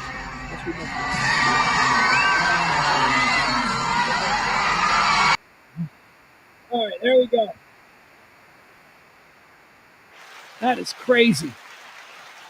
Man, not taking a political position on this. I am just pointing out that the Israelis are badass. This is crazy. This is yesterday. It's 2 days ago. We're done with Hezbollah. We think they've learned their lesson. We're going to move on. We're going to take on Hamas. So go ahead, Hezbollah. Smoke them if you got them, is basically the message that the Israelis gave to them. And then the next day, their beepers explode. And then the next day, their walkie-talkies used for crowd control start to explode. Seriously, nobody's texting. No, Hezbollah's communications, their digital communication systems have been completely shut down. And that is absolutely brilliant. I mean, unless you've had a phone that you've had for a couple of years, nobody is using new phones. Everybody's afraid. How did they do this? Let's talk about how they did it with the beepers. Okay, so there's a lot of questions of how did they make the beepers explode? So the beepers were manufactured in Taiwan, but then they're owned by a company that apparently does work in Austria. Okay, so Taiwan and Austria is where we're looking when we're looking at the chain of where these beepers came from. At some point, it is believed that Israeli agents intercepted this shipment of beepers that were intended for and ordered by Hezbollah, which, I don't know. You pick up the phone and you go, hey, it's Hezbollah. We want 1,000 beepers, right? I don't know how that is, but whatever. They knew that these were the beepers that were being sent to places in Palestine to be used by Hezbollah. So at some point, the Israelis must have intercepted them. And then here's what happened. The beepers were taken out of their packaging and they were opened up, and there were electric charges, little bits of gunpowder were put inside the beepers. And then there was some other chip that was put in there. It was something pretty complicated. And then they were repackaged and they were sent on their way to Palestine, or Lebanon, I should say, Lebanon, where they were opened up and used. They were detonated by a text. So a lot of people said yesterday, they were like, well, what was this? Did it just slowly heat up, and then it exploded? No, there was a trigger that was placed in these beepers, and a text message sent them all off. Somebody sent a mass text, some Israeli agent. I mean, there was probably people in a room going, should we send the message? Send the message. And somebody texted, and these beepers all received this particular message, and they all exploded. Brilliant. You got to believe that the walkie-talkies were the same thing, right? The walkie-talkies are probably a new shipment of electronics that they just got, and the Israelis at some point intercepted it. What else do they have that they can no longer trust? Cell phones, automobiles, what? Arms, missiles, did the Israelis get a shipment of missiles from Iran? Did they intercept it and then send them back on? They're just now they just won't launch. They'll just explode I don't know. Like what this is brilliant. Let's see here. This all occurred at funerals today for Hezbollah members that were killed in yesterday's pager bombings. As of right now, it looks like there are 12 dead. They're saying 12 dead from today's, 9 dead from yesterday, plus 300 injured. That's yesterday. 12 dead today due to 15 to 20 explosions, all involved walkie-talkies. So there were 15 to 20 different explosions, different walkie-talkies that blew up today. That is insane. All right. Holy shit. Yeah, Barney knows. Barney says Operation Ball Blaster is a go. Send the text. That is one of the injuries that is most common with the pagers. Dudes got their dicks blown off. They survived, but their dick and balls are gone. Don't tell me that is not a psychological message being sent to the men of Hezbollah. There's some deep shit going on here. The Israelis are not to be fucked with. All right, let's move on. Let's talk about Diddy. Diddy is still in the news. P. Diddy, Sean Combs. He was arrested yesterday, or maybe the day before at this point. Yeah, the day before. He was arrested the night before in a hotel in the lobby there in New York. Charged with all kinds of things. Charged with sex trafficking and imprisonment and I don't know, all kinds of things. Doesn't matter. They're big, serious charges. He's looking at a lot of time. This is not, slap on the wrist type stuff. He says he's innocent. All kinds of evidence says the opposite, but whatever, right? Day in court. Yesterday, he went in front of the judge. He was looking for bail, and the judge was like, what? Bail? Are you kidding me? You got like houses all around the world. You got passports. You got money. You don't need passports. You're rich enough. You're Diddy. You could slide out. No, he's a threat to law. He's a threat to run. That's why Diddy was denied bail. I think it was $25 million too, like $25 million bail. So they said, yeah, you can't go, but not because of the obvious reason that he's a flight risk. That's the legitimate reason why he needs to be remanded into custody, because Diddy is absolutely a flight risk. That's not the reason they gave. You know what the reason they gave? The reason they gave was because he is an ongoing and very dangerous threat to the community. No, he's not. No, he's not. P. Diddy is not a threat to the community. That's bullshit. What he is a threat to skip bail. What he is a threat to get on a jet and go live on some island nobody's ever heard of for the rest of his life. That's what he's a threat to do. Stop acting like he's a danger to society. He is a danger for people who put themselves in his orbit. That is what he is. That is not a danger to you. That is not a danger to me. It is a danger to you and me if we decide to go to start hanging out with people who hang out with Puffy, and now we're going to get into some of the he's not a rapist, okay? This isn't like Richard Ramirez, the Night Stalker when they caught him. He wasn't getting out because that dude was a danger to the community. That's not Puff Daddy. That's not P. Diddy. He's not a danger. The people who live next door to Diddy don't have to be like, we've got a madman living next door. He's going to come. So it's just this constant disingenuous bullshit that we're just forced to swallow. I'm glad he's been remanded to custody because, again, I think he's gonna skip town. He's gonna skip town, and we're never gonna get justice. But don't remand him to custody and try and make me think that he's like some serial rapist who's waiting on a street corner to take your kid. Right? No, don't. Oh, I have to drive my daughter to school today because Diddy is out on bail. I'm concerned that Diddy is. It's so stupid. They lie to us about this kind of shit all the time. It's just bullshit. It's nonsense. He's a flight risk. That's the whole thing. So what else do we have here? What is the latest? Oh, look at this. Oh, this is interesting. I have no idea the credibility of this, but I don't care because I think Diddy's an asshole. So we're just going to talk about it. We're going to do it anyway. Here is some audio that somebody who used to be in Diddy's orbit, somebody who used to work for Diddy. Apparently he's like a security guard or something. Well, they're all turning on him now. This is audio of P. Diddy having sex with Meek Mill. You want to hear it? Who wants to hear audio? That's the other big takeaway from this whole thing. Diddy ain't just gay. He's like super gay. Like, and I think this is a thing in hip hop with gay guys, like gay guys who are in hip hop. I think that like the way that they're allowed to sort of excuse their homosexual desires. I think in the hip hop world, the way you're allowed to do that is to be a gangster, to be like, well, it's like prison, man. It ain't gay if you're in prison. You know, that whole thing. And I've always been like, no, it's still gay. It's still gay if you're in prison. And I know you're making excuses. I mean, I see what you're doing. I'm just not buying that. No, I would have to be in jail. I don't need sex. Okay, there you go. I don't need sex.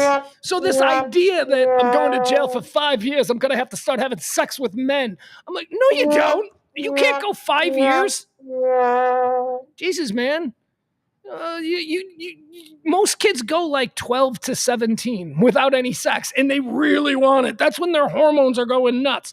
So most kids, you can do that 5 years of hard time with no problem. You're telling me you're going to turn punk in jail? No, you're already there. And there's nothing wrong with that. There's nothing wrong with you being a man who likes to have sex with other men. Being gay is totally fine. It's 2024. But somehow still in the hip hop world, you know, it's like, you can't be gay or whatever. So, but if you're in prison, yeah, I did, dudes. So this seems to be like what Diddy kind of played on. Like, I think Diddy's a gay man. And I think he's a gay man, and he tried to cover it up by being hard. This is like prison sex. You know, like that. I think that's just all a cover up.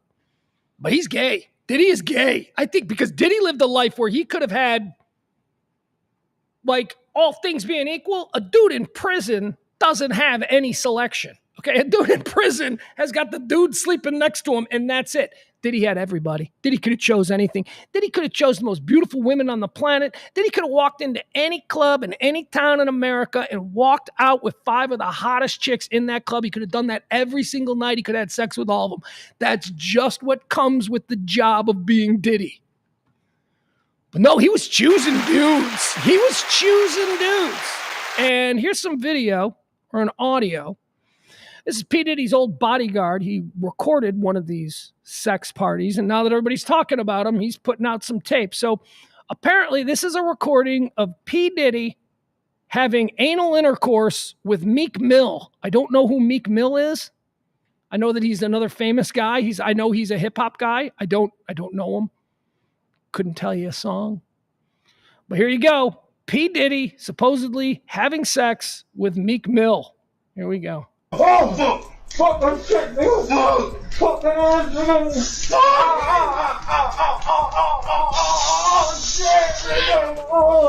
All the champagne was spiked, son. Like, all the champagne was... All right, now this is the bodyguard, okay? So we're going to listen to that one more time. This is P. Diddy supposedly having sex with Meek Mill. And now this is the bodyguard of P. Diddy who recorded it. And now he's explaining exactly what was going on. Fuck that shit, nigga. Fuck that shit.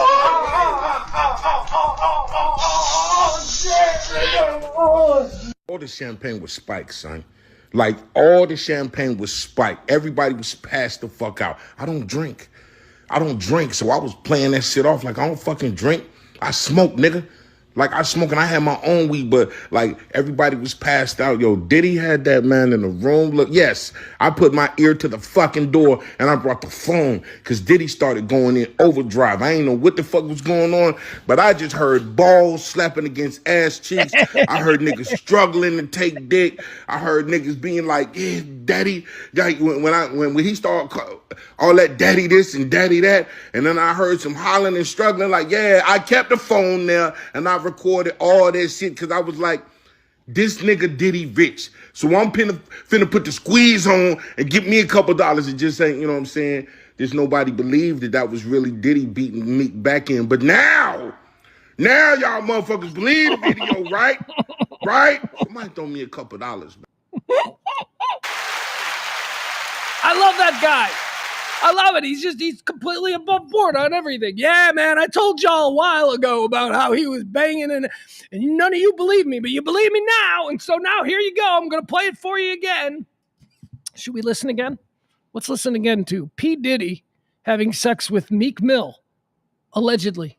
That's what we're being led to believe here by this man who is his old bodyguard. And again, this is how you got to process this stuff. This guy says he's his old bodyguard. I don't know if that's true or not. If you want to believe this whole thing is true, if you want to believe that this is Puff Daddy having sex with Meek Mill, then you will be like, it absolutely is his bodyguard. This absolutely is a recording, and that absolutely is P. Diddy and Meek Mill, even though we have nothing. We can't tell that's P. Diddy behind. Anyway, it is funny. So here we go. Let's listen one more. Fuck that shit, nigga. Fuck that ass, nigga. Shit, nigga. All the champagne was spiked, son. All right, like, that's all we need. I love this. I love this takedown of P. Diddy, Sean P. Diddy, Puff Daddy, Daddy Diddy, Sean Combs. I have despised this man for a good 30 years. 30 years? Late 90s. It started in the late 90s when he was just a little bit too much. I'm like, really? Wait, what are you exactly? You're not a superstar. You ain't like Biggie. Yeah, that ain't who you are. You ain't Tupac, that's for sure. And you're not good like Jay-Z. You certainly aren't. Point was this. I didn't know what he was or why he was as big as he was. He's a producer and a record label owner and all that stuff. And he had a great talent for inserting himself in whatever the zeitgeist created by his more talented people that were underneath him. And somehow he became like the quintessential hip hop impresario. And I just always thought he was a dick. It's like you're telling me his whole vibe, his whole act is that I'm an asshole, but everybody puts up with it. That's his bit. That has always been his bit. Sunglasses inside like a fucking D-bag, talking like I'm a D-bag, expecting everybody to bow down to him. That guy's always been a fucking dick. And so many of us just went, that's just how they are. He's so cool. No, he's not. You know who's cool? Snoop. Snoop is cool. Snoop's got like a cool vibe about. Puff Daddy has always been a D-bag. Sean Combs has always been a fucking pretentious prick. And now we learn he's on the down low and he's giving it to Meek Mill in that audio. That audio is insane. That audio, I gotta be honest with you, that audio does not sound as painful as I imagine gay sex to be. I'm a straight man, and I have very limited experience in that area. You know, we all have that area. We use it every day. I'm very healthy in that area every day, like regular. Never put anything in it. Like I don't know that's not something I want to try. But I've always wondered, you know, my gay friends, when you're doing that stuff, what's that like? And here we are. Now I'm hearing it, and it doesn't sound as painful as I thought. I thought there'd be a lot more screaming. I thought there'd be a lot more no stop. Oh, but here's the other thing. Maybe they're good gays. And by good gays, what I mean is they've done it a lot. Maybe Meek Mill has taken a lot. Maybe P. Diddy is small. I don't know. My point is this. I think when I look at how painful that act would be, I think I look at it from the perspective of a straight man with zero elasticity down there to this point. To this point in my life, there's been very little elasticity in my anus. Very little. Sometimes, you know, maybe after a big meal, it's like, whoa, that one hurt. But that's about it. But if you have the elasticity, if you are a happily and sexually active gay man, maybe the whole body just works out a little different. The body's like, all right, we're good. Like I have heard, I don't even want to say this. I have heard, I have heard that once you reach a certain point in that process, that all of a sudden it just like opens up. Like it's just like there's like you go from no room to like nothing but room. I don't know. No, this is not a good conversation for us to be having. I don't even know why we're having it. I'm a disgusting man. Can't have that kind of conversation on the radio. Nope. A heterosexual middle-aged man can't openly think about what gay sex must be like for a virgin anus. That you can't do that on terrestrial radio. Probably for good reason, I would imagine. We're just doing improv here. I'm just chasing rabbits. We're seeing where it went. I don't feel good about that last segment, so let's move on. All right, how about this? Let's do a little talk about the GOP. What is the GOP doing? What the fuck are you doing, GOP? I don't even know what the GOP is anymore. Is there a GOP anymore, or is it all just MAGA? Because they aren't two separate things. They seem to be working in lockstep. So the GOP yesterday blocked some really no-brainer, according to what everybody who's running for political office right now says.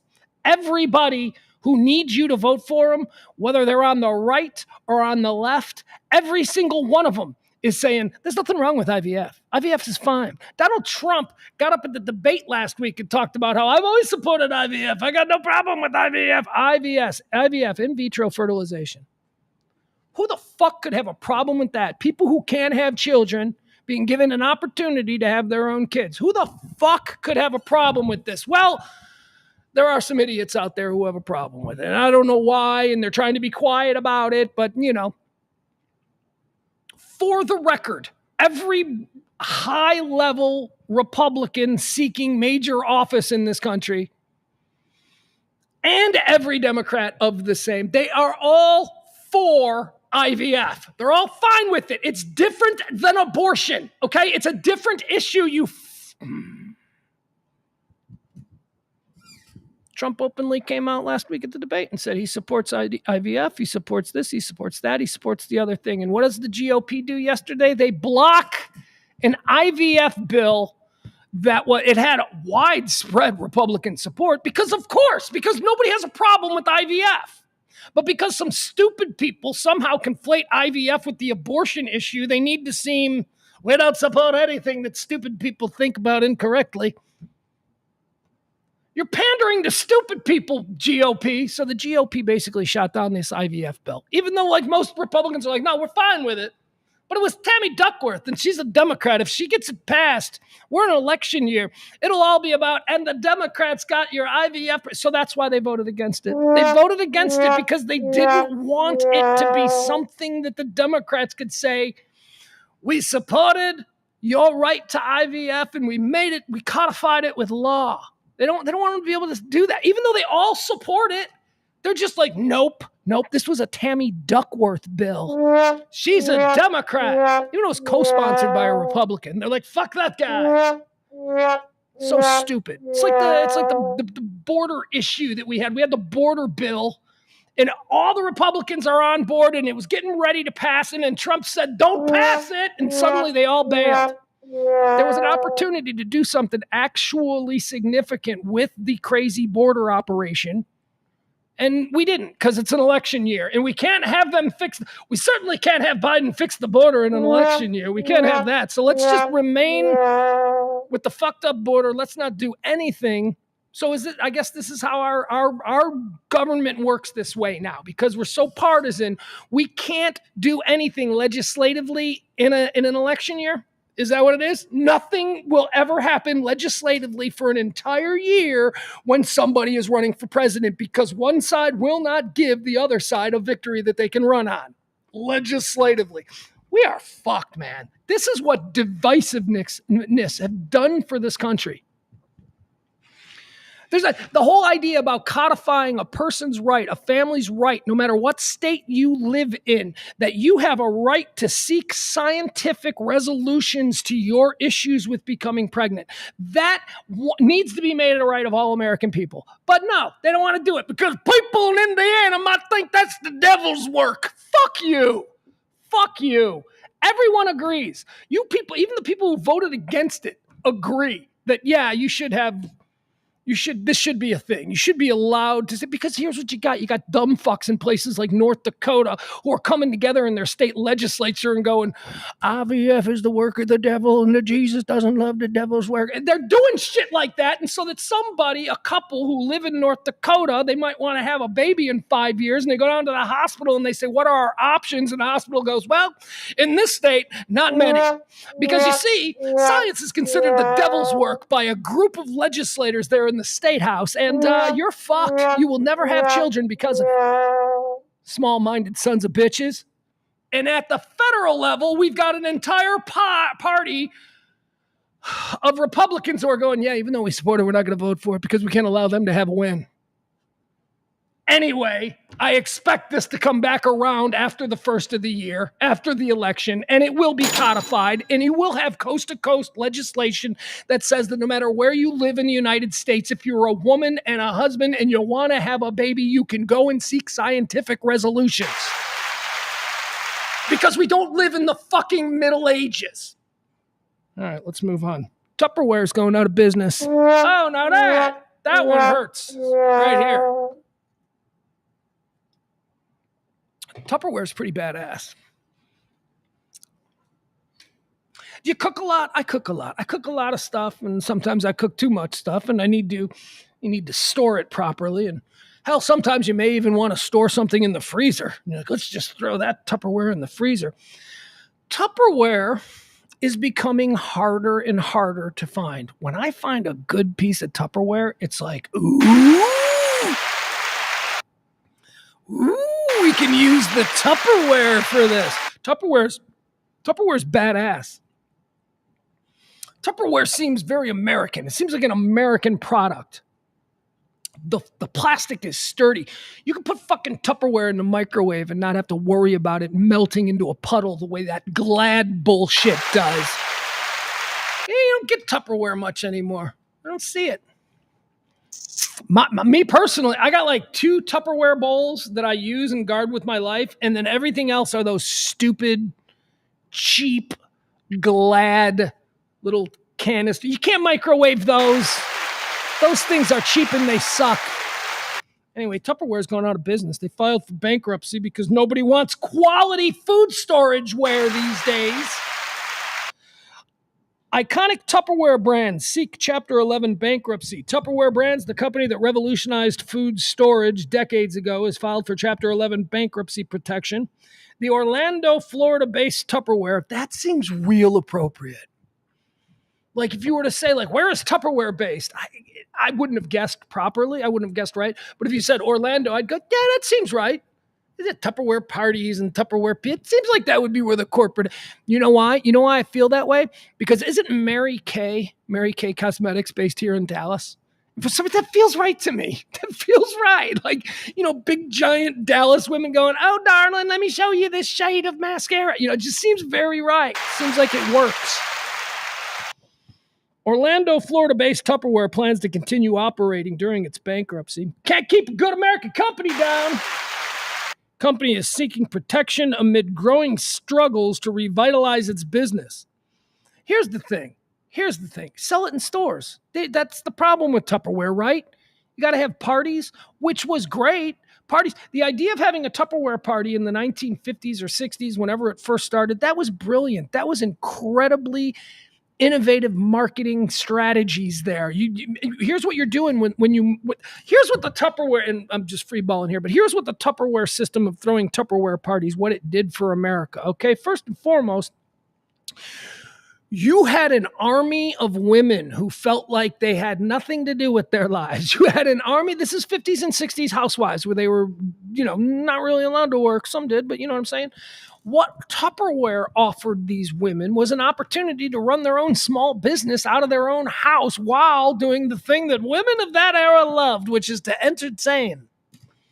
So they'd have these parties where women would drink and all this stuff. And then at some point in the party, they'd roll out all of this goddamn Tupperware and they'd be like, who likes these? And because there were drinks involved, women would buy shit that they wouldn't normally buy. It was brilliant. And every house in America for about 30 years had a cabinet somewhere in the kitchen that was filled with Tupperware. It was incredible. Some of the best things I've ever eaten in my life, I've eaten out of Tupperware. Now they're being run out of business by Glad or whatever. The company Tupperware, let's see here. The company Tupperware, who cares? You know what? We don't need to spend that much time on Tupperware. They're going out of business because nobody's buying Tupperware. Put them in stores. Just put them in stores. Why can't I go to Target and get Tupperware? Rubbermaid. Fuck you, Rubbermaid. You can already do that with a Rubbermaid. Rubbermaid is communist Tupperware. I don't even know if that's true. I don't even know if there's any reason for me to have an issue with Rubbermaid, but it's not Tupperware, so that's my issue. All right, what else do we got here? Let's see. What other stories? We got a lot. Got a lot to get through. Tupperware. Okay, here you go. This is a sad one. This is one of them dudes.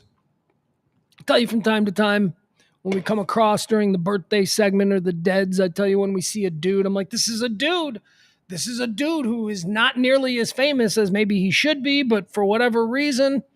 So we lost one of them dudes. Who was a quintessential Texan. He is like through and through proud of being a Texan.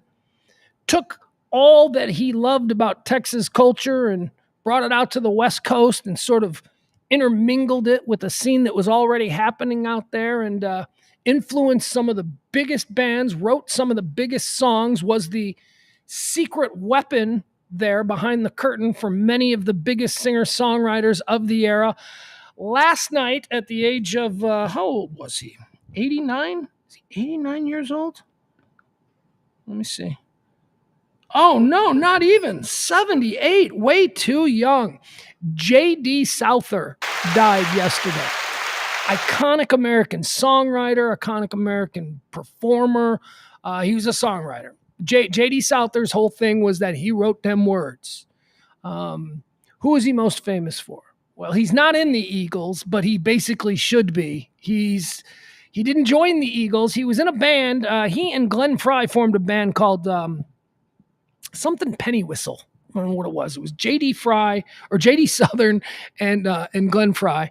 And they got a record deal and it didn't really go anywhere. And J.D. and Glenn Frey, to make ends meet, decided to take a job with J.D.'s girlfriend. J.D.'s girlfriend was someone named Linda Ronstadt. So Glenn Frey and J.D. Souther, they ended up playing in Linda Ronstadt's band. J.D. was Linda's boyfriend, so J.D. brought Glenn with him. So now Linda Ronstadt's band is J.D. Souther and Glenn Frey. And then they had a drummer named Don Henley who was also in her band. And then there was Bernie. There was a guy named it's the Eagles. I'm telling you about the Eagles, okay? And then at some point, Linda Ronstadt's backup band, they kind of went, we're pretty good. We should, hey, Linda, would you mind if, we went out on tour without you and if we recorded stuff without you? And Linda Ronstadt was, super cool. And she's like, no, not at all. And I believe that's where she told them to fly like an eagle. She'd go fly away, little bird or something. That's one of the reasons, one of the mythology around the name. That Linda Ronstadt, when she told those guys that they could go, she basically told them to go fly like an eagle or soar like an eagle or something like that. Anyway, J.D. Souther didn't go. He didn't go with them. He should have gone with him, but he didn't. You know why he didn't? Because he was still sleeping with Linda Ronstadt, and he was like, I can't leave my girlfriend's band. I got to help her form a new band now. So he stayed there. He would go on. He wrote a whole bunch of Eagles songs. What songs do we know from him? J.D. Souther. a prolific songwriter and musician who helped shape country rock sound. That's what he did. He was the guy, the Eagles, the cowboy thing, the desert outlaw whole vibe. Country rock, Southern California country rock. It almost exclusively exists because of guys like J.D. Souther, Chris Hillman. Who else? But anyway, my point is this.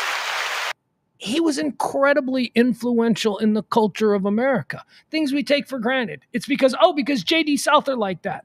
J.D. Souther liked that, and then he wrote that song for the Eagles, and now everybody wears cowboy hats. Doesn't matter where you live, but Los Angeles, John David Souther, J.D. Souther, a prolific singer-songwriter and musician who helped shape the rock sound that took root in Southern California in the 1970s. Known to collaborate with many of the era's biggest musicians and stars, the Eagles, Linda Ronstadt, blah, blah, blah. He has died at 78 years old. Souther, who collaborated on some of the biggest Eagles hits. All right, so here are the songs that he wrote the lyrics to, okay? He was a lyricist. He was a word dude. All right, so Best of My Love by the Eagles. James Dean by the Eagles. New Kid in Town by the Eagles. Heartache Tonight by the Eagles. Heartache Tonight was actually his song. It was his song on his solo album. And then he went, you guys want it? And they were like, okay. He died Tuesday night in New Mexico. He also worked with James Taylor, writing a number of hits for James. Bob Seger, Bonnie Raitt, and many others. Also found success as a solo artist. He was about to start a tour with Carla Bonoff on September 24th in Phoenix. That tour is now canceled. When he was inducted into the Hall of Fame in 2013, Souther was described as a principal architect of the Southern California sound and a major influence on generations of songwriters. He was also at the heart of the social scene. His girlfriends, including, he was also a big, he did them all. Like the chick singer-songwriters of that era, they all found their way into J.D. Souther's bed. Most notably Linda Ronstadt, Joni Mitchell, and Stevie Nicks, who in a 1982 interview remembered J.D. Souther as very, very, very male, very Texas, very sweet, cute, and wonderful, but again, very Texas.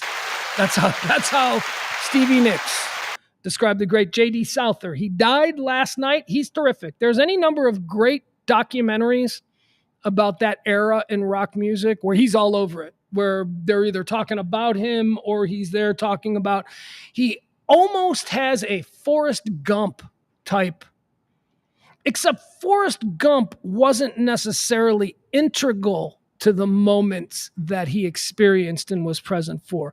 J.D. Souther was. He was pretty important.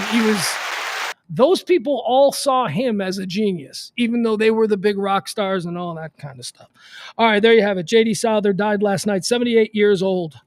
Great Texan, great singer-songwriter, great musician, great influencer of American popular culture.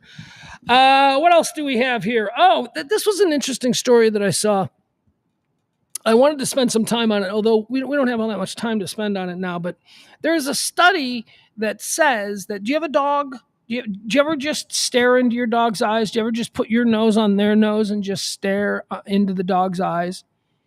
And I don't know if you do it. I do it all the time. I find that it's very, I don't know why I always do it. I do it because I don't know, it's looking into their soul, or I don't know, just bonding. And especially when my dog is being bad. Like if she's being aggressive, I will grab her by the nose and I will put my nose on her nose and I will look in her eyes and I'll be like, calm down, right? It's how I feel connected to her. That's a real thing. Now, a lot of people say, don't do that. Don't ever look a dog in the eye. No, you can look your dog in the eye. You shouldn't look a strange dog in the eye, because a dog might see that who doesn't know you, might see that as a challenge. You can look your dog in the eye, okay? So there's this great new study, and it says that that is a major part of bonding with your dog, and your dog takes all kinds of pleasure and joy when you lock into them with your eyes. And they know this because they hooked up these people and all of these dogs, and they're doing this study, and they got all these EEG things on the dog that is measuring their brains and the different centers of their brains and their pleasures and all of that. And they found that when you look into the eyes of your dog, human and canine brain, no matter where it was before you locked in, they come to the same place in their individual brains. It's like we are connecting on a psychic level with dogs when we do this. It's not just a feeling. It is legitimately, they are locking into you and your brains begin to mimic each other. Wherever your brain is at, the dog's brain will settle in the exact same spot. I'll explain it to you because it seems, we're stupid people. None of us are brain scientists. There's not even such a thing as a brain scientist. Let's see. This comes out of Beijing. Chinese, they're doing this research. In an eye-opening pet discovery, researchers have found that when humans and dogs interact, it literally changes the way a pet's brain works. It turns out that when you stare into your dog's adorable puppy eyes, it's doing a lot more than just tugging at your heartstrings. It's syncing up the dog's brain with yours. Now, it's funny because I don't know this research, but I always did that to calm CeeLo, specifically my dog now, calm CeeLo down, not thinking that we're syncing up but to calm her, to get into the same kind of mindset that I'm in. And now, look, I got research saying that, no, that's exactly what you're doing. We're going to use different words to explain what it is. But yeah, you are calming that dog. That dog is dialing into your mood, your vibe. This is all interesting. To me, anyway. I don't care. Turns out that when you stare into your dog's adorable eyes, it's doing a lot more than just tugging at your heartstrings. It's syncing up the dog's brain with yours. This interbrain coupling, as scientists call it, sheds new light on the deep bond between humans and their canine companions. It may even hold clues for understanding and treating autism in humans. I don't know where they got that from, but okay, whatever. The study published in the Journal of Advanced Science. We don't need to go any further. Anyway, just look at your dog. Look at your dog in the eye. It's good for them. It's good for them. It lets them know. I don't know what it lets them know. I stopped reading. I got bored. But isn't that cool? Okay, so look at your dog in the eye. That's what we'll take away from it. Tua Tagovailoa, the quarterback for the Miami Dolphins, who we all saw suffer an incredible fourth now. Or is it technically third, but everybody's like, it's fourth officially, but probably 10 unofficially.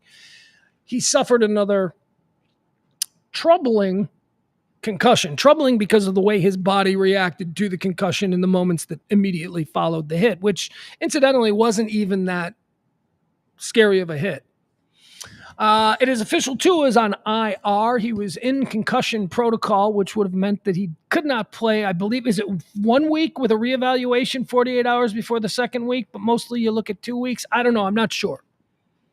He was in concussion protocol, but now he has been placed on IR, injured reserve, which means that he's done now for 5 weeks. Damn it, Pugs. Just click on it. Just click on it instead of sounding like an idiot who doesn't know. 4 weeks, I think it is. Dolphins placed Tua Tagovailoa on injured reserve after latest concussion. Miami Dolphins placed Tua Tagovailoa on injured reserve Tuesday after the quarterback was diagnosed with his third. It's not third. It's not his third concussion. It's the third one that, like, Monday Night Football cameras captured. It's not his third concussion. He'll be sidelined for at least 4 games. He will be eligible to return in Week 8 when the Dolphins host Arizona. So the question here becomes, will he return? And is this all just, he's now got 4 weeks to make up his decision. He doesn't have to rush anything. He doesn't have to say, I will be back and I will play again. Or, here's what I think. Remember, I'm saying this on the 18th. I'm saying this on the 18th of September the day it's announced that he's been moved to the IR. 4 weeks. They're like, don't talk to us about Tua for 4 weeks. He's on the IR. He can't play anyway. So he's being taken off the front page. It is the 18th. Going to return in 4 weeks. 2 weeks from now. Not next week. No, not next week. But let's say 2 weeks from today. Oh, boy, that's a way specific. That's way too specific. Well, it doesn't matter. 2 weeks from today, There will be a press conference in Miami, and Tua Tagovailoa will announce that he is retiring from football. Mark my words. I think that them putting him on IR without, just regular concussion protocol where he would have been able to return, I think, next week or the next week after that. No, instead of that, they're buying him more time to make a very important decision. So they put him on IR, still get paid, still a part of the team, all that kind of stuff. He gets to think this out. He will not be making his return against Arizona. I just don't see it. He strikes me as too bright a kid to risk this kind of thing. His body obviously doesn't process concussions well, or it processes them in a way that is very disturbing, especially when they happen publicly. I keep saying about Tua Tagovailoa, I have seen people take big hits in football for many, many years. I have never seen a complete neurosystem breakdown where it's like that. It's like sticking your finger in a wall socket. I have never seen that other than a couple of other times in the NFL. I saw it last Thursday. And incidentally, the couple of other times in the NFL that I've seen it were also Tua. It was him. It's always been him. I've never seen that from another player. Now, I'm not saying that it hasn't happened. I'm just saying that. So for me, when I look at him, I go, dude, I don't think your body is built for this. And you're a tremendous talent, and you've got an incredible story to tell, and you're young. And most importantly, dude, you got your bag. You have generational wealth right now. You do not need to be slurring your speech at 31 years old, because I honestly think that that's where we're heading. I think that it's obvious that he has sustained too much. All right, anyway, there you go. So that's the big news on Tua. He has been moved to the IR. I believe 2 weeks from today. I'm going hard on this one. I've felt very good about some predictions recently. 2 weeks from today, I believe there will be a press conference called in Miami where Tua Tagovailoa will be there in a suit. He will have his wife. He will have his family around him. And he will announce that he is retiring from the NFL. I think that's it. We're going to be done, guys. You good? I think we're good. Huh? We're good. This was a good show. Of course it was. It was produced by the incredible Tiffany Allen. Thank you, Tiffany, producing this.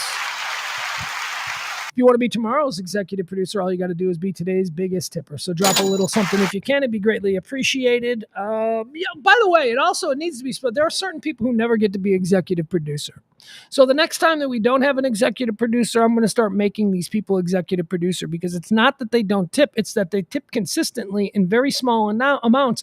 And unfortunately, those small amounts typically get beaten out by someone who tips once a month with it. So we will honor some of the everyday tippers, the people who tip $2, $5, $10 every day, if they're going to a movie and enjoying this show. So thank you so much. I cannot marginalize those people. Those people are out there, and they are so important to the everyday running of this show. So thank you to you folks as well.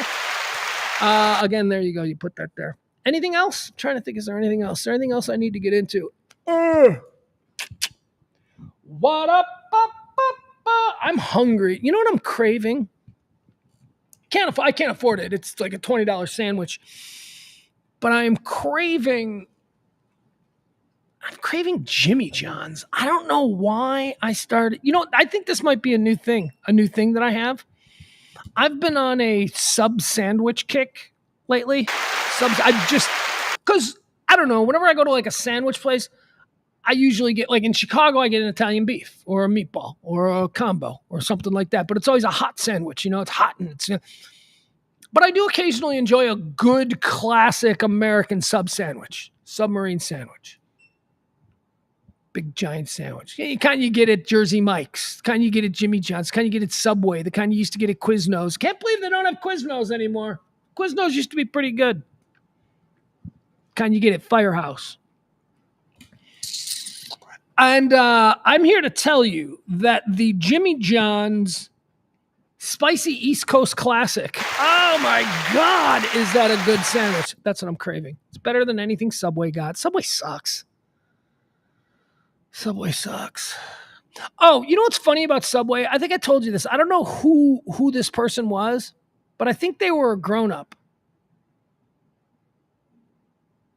Oh no, they're not. It's my son. Oh, that's right. Yeah, I gotta make fun of my son for being stupid. But it's now, it's okay. It's not stupid. If he was 50, he'd be stupid. But because he was 15, he's not stupid.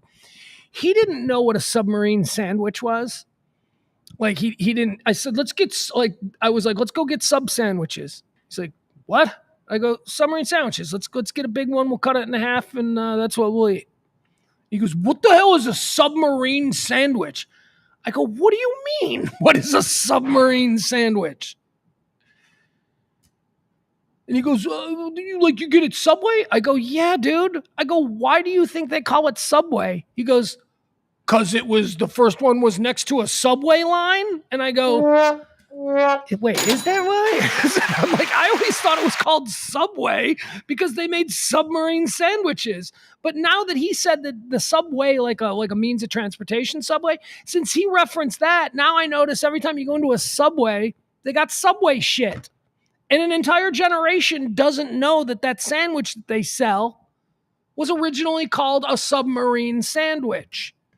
I don't know, World War II food. I guess that's a World War II food because it looked like a submarine. A submarine, a submarine. Think of what a submarine looked like back then. Adam's going to Chicago. All right, let's do this. All right, Adam, I got a little bit of time here left over. You want to go through your Chicago trip? Do you have any questions? I can answer them now here at the end of this show. It says, I'll eat some Italian beef for you tomorrow. You know what? Yeah, you know what? Here's what I would say to you about going to Chicago and getting Italian beef. I don't need to send you to any one particular place. Absolutely every place that has a corner, where they sell beefs and hot dogs, and they're all going to be good. They are all good. It is so hype. The Italian beef game in Chicago is so hyper competitive that you can't have a bad beef. If you have a bad beef, you won't last because there's just way too many good beefs everywhere. So that's good. Here's how you need to get it, though. You need to get yourself an Italian beef. You need to make it wet. That's how you order it. Say, give me a beef wet, sweet, and hot. Okay? There you go. That's how you order it. Adam, I wouldn't do you wrong. You want an Italian beef, sweet and hot, wet. Sweet and hot refers to the peppers. You want sweet peppers and you want the hot giardiniera. But don't say giardiniera. Just say sweet and hot. That's all you need to say. And then you don't want it baptized. Baptized is where they just dip it in the sauce. You in the beef juice. You don't want it baptized. You want it wet. Okay, you want it wet. Difference between baptized and wet. All right, I'm going to show you. This is baptized. All right, look, we're going to put it in here and we're going to pull it right out. There you go. It got baptized.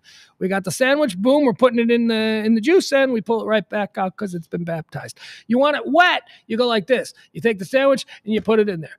Count to 1, count to 2, count to 3. Boom, pull it out. Now it's wet. It's just a little bit better. Sweet and hot. Get sweet and hot. Most people are like, I don't know if I want the sweet green peppers or if I just want the hot giardiniera. Get them both. Get them both like a pro. You really want to up your game, you can add some cheese. You can say, give me some cheese too. Make it cheese. White mozzarella on there. That's also always a welcome addition to a good beef sandwich. Let's see here. Adam says, how humid is humid? And he says, because it says Friday and Monday will be muggy, but it's going to be like 70 degrees. Can I wear pants or do I need shorts? I do get cold more easily. I have never known Chicago to have a humidity problem.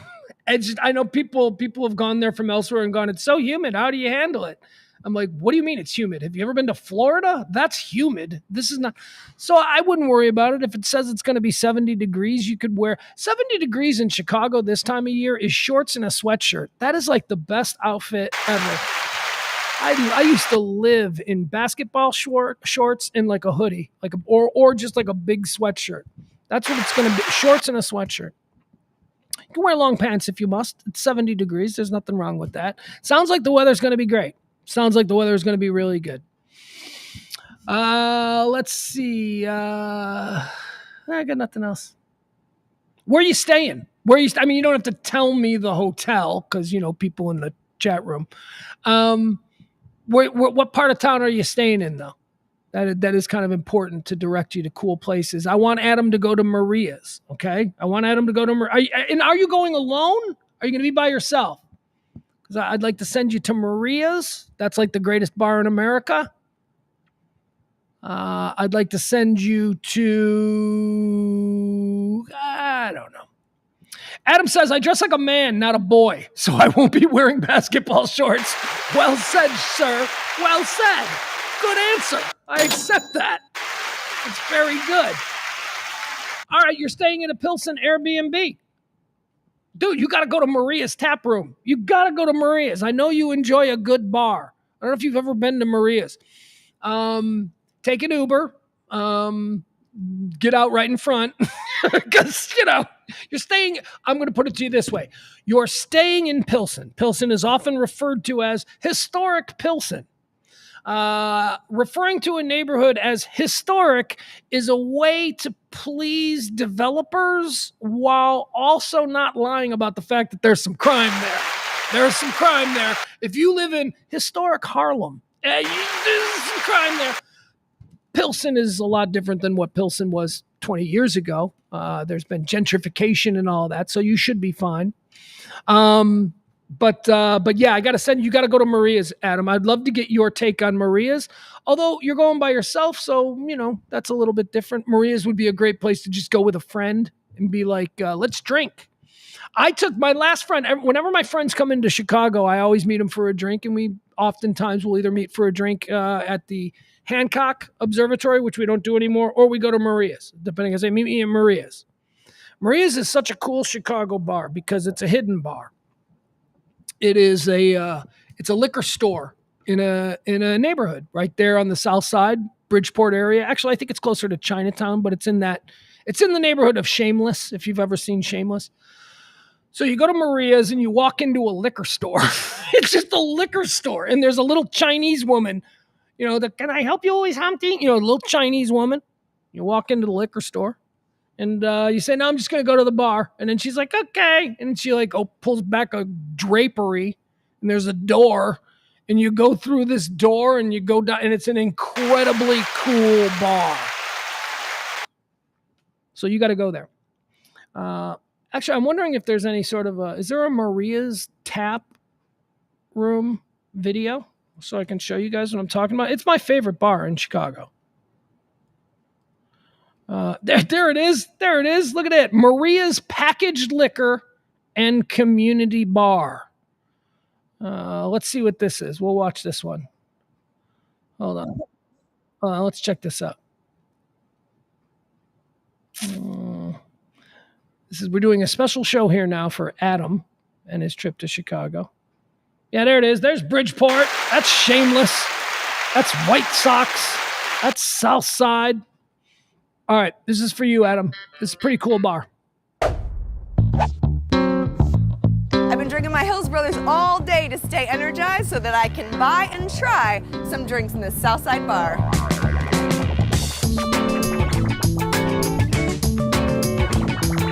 Hey, how are you? Hey, nice to meet you. Thanks for the stand. All right, this dude's in she went straight to the bar. She didn't even go through the liquor store. She didn't even go to the front. Standing ovation there. Oh, That's yeah, very my pleasure. gentlemanly. Maria's is a cool place. This is a fact. This is what I know. Maria's Packaged Goods and Community Bar is a great place to grab a drink or even buy some beer. And you're Maria's son. I am. I'm one of Maria's son. And Maria has owned this place for decades now. And it was slashy, meaning half liquor store, half tavern. All right, see, did you see that? That's how you walk in. It's just grab a drink or even buy some beer. And you're Maria's son. I am. I'm one of Maria's son. And Maria has owned this place for decades now. And it was slashy, meaning half. All right, so there's the liquor store. You walk into a liquor store and it turns out to be this gorgeous bar in the back. Slashies. I think I learned that was a Chicago thing. It's just something that I've always grown up with that they don't have anywhere else. It's a liquor store that is also a bar. So if you're in the bar and it's closing time and you need to take something home with you, you go to the liquor store and you bring your stuff on. Or we also have, pizza restaurants that are like this. There'll be a pizza restaurant where you go up to a window and you order your pizza and then you wait. But you can wait in the bar because the bar is also a slashy. Liquor store, half tavern. This place is great. It has history, strong Chicago history of a mother to her sons. I know your secret to success is two brothers that like to have a good time. We thought it would be great if we could provide a 21st century opportunity for the residents of Bridgeport to drink craft beer, craft cocktails, a wide range of spirits, and everything else that's available in the north side. Now, there's a new part of the bar that I'd love to go see. Yeah, absolutely. It's like an add-on that you've done recently. Yeah, that's right. About a year or so ago, Maria opened up an addition, which is almost like complement to the old school kind of tavern thing, with this kind of new school warped beer. All right, we don't need any more of that. That's my recommendation to Adam, especially since it turns out you're going to be in Pilsen area. That's right there. Maria's a very cool place. But honestly, Adam, when you, I'm not an alarmist, and I'm from the south side of Chicago, so trust me when I tell you, don't be stupid, okay? Here's how you go to Maria's. Get in an Uber, have them drop you off right in front. Here's how you go home from Maria's. Call the Uber, wait for him to be out in front, and get in the Uber and let it take you home. You don't walk the neighborhood. Don't walk the neighborhood, as my buddy Adam from Texas. You look like you fit in the neighborhood. That's not going to be a problem. It's a Hispanic, Asian, and white neighborhood, so you'll be fine there. But if you don't know where you're going, don't walk down. I want to check out the houses on this, but just don't. You don't need to be mugged. I'm not saying you're going to get killed, but, you've seen Shameless. The people in those neighborhoods, they have no shame. So, and these are my people, and it's my neighborhood. So I'm just telling you. Don't walk the neighborhood. Adam says, it says I'm a 10-minute bike ride. I don't want you riding your bike, Adam, through Pilsen. I know you're a biker. And you're probably going to be fine. I don't want you riding your bike. I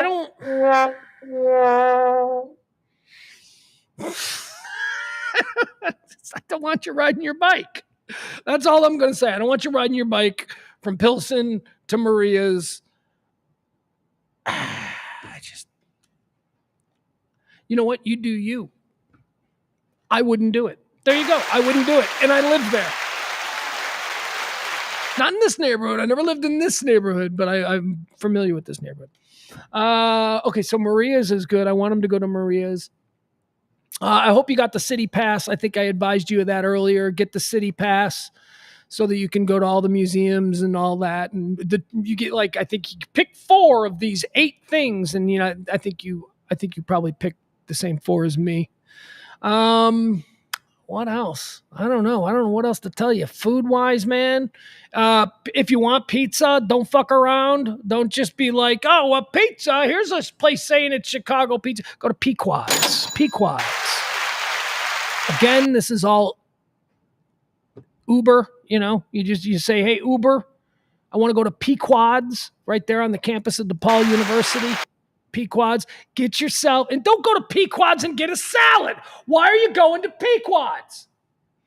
Go to Pequod's and get what they're known for, which is their version of Chicago stuffed pizza. It is the best that you will have anywhere. They do a special thing where they burn the crust so that it caramelizes with the cheese, and it is delicious. I know what you're thinking. You're like, burning the crust? That can't be good. Yes, it can. Yes, it can. Especially when it's burnt with cheese and garlic. Yes, it actually can. So I want you to go to Maria's for drinks. I want you to go to Pequod's. You can do the downtown Portillo's. There's a Portillo's in downtown there. It's quite a spectacle. It's sort of like their big showcase Portillo's. It's pretty good. But again, you can get a beef sandwich anywhere. If you want to do the Bear, like if you love the Bear, like, oh, I want a beef sandwich, but I want a beef sandwich like the kind I would get at the first season of the Bear. That's Mr. Beef. You got to go to Mr. Beef. Mr. Beef, I think, is on Grand. But there's Mr. Beef downtown. That's the one. You'll see it. Like when you see it, you'll be like, oh, that's the bear. That's what they used for the exterior shots of the bear. So that's Mr. Beef.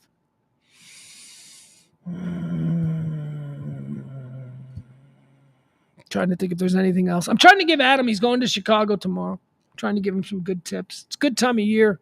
It's a good time. Actually, is it a good time of year? I love fall. I love fall in the Midwest. The colors. Oh, are you going to get the colors? Probably. Everything's going to be so pretty. The leaves are all turning.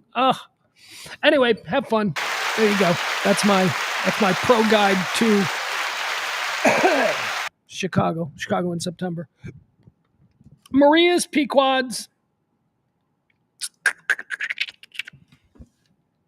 Go to Water Tower Place. I'll tell you, you want to know a really cool place to go and spend a day if you're in Chicago is Water Tower Place. And you got to eat at Food Life. I love Food Life. I tell everybody when they come to Chicago, you got to eat at Food Life. What is Food Life? Well, Water Tower Place is Chicago's downtown showcase mall. You know, it's like, this is the best shopping experience that we have. It's their big, fancy downtown Chicago shopping mall known as Water Tower Place. And in Water Tower Place, they have a food court the way no other mall has a food court. Their food court is a thing called Food Life. And it's all high-end food that you get to sample in a food court type setting. It's like, I want to try that prime rib. So here you go, $6 prime rib. It's only this big or whatever, but it's good. It's good. So I always tell people, I say, look, if you're going to go spending the day in Chicago and you want to have a really cool lunch experience, go to Food Life. Food Life has been around for like 20, 25 years. Now I see versions of it. Like we've got the Food Hall here in Dallas, which is kind of like a version of what Food Life is, but they didn't call it a food hall. They called it Food Life, and it's been around for 20 years, 30 years. That's good. I would suggest that. Anybody else? Kevin Barber. I know that Mama Beller. I know you folks probably have some good recommendations as well.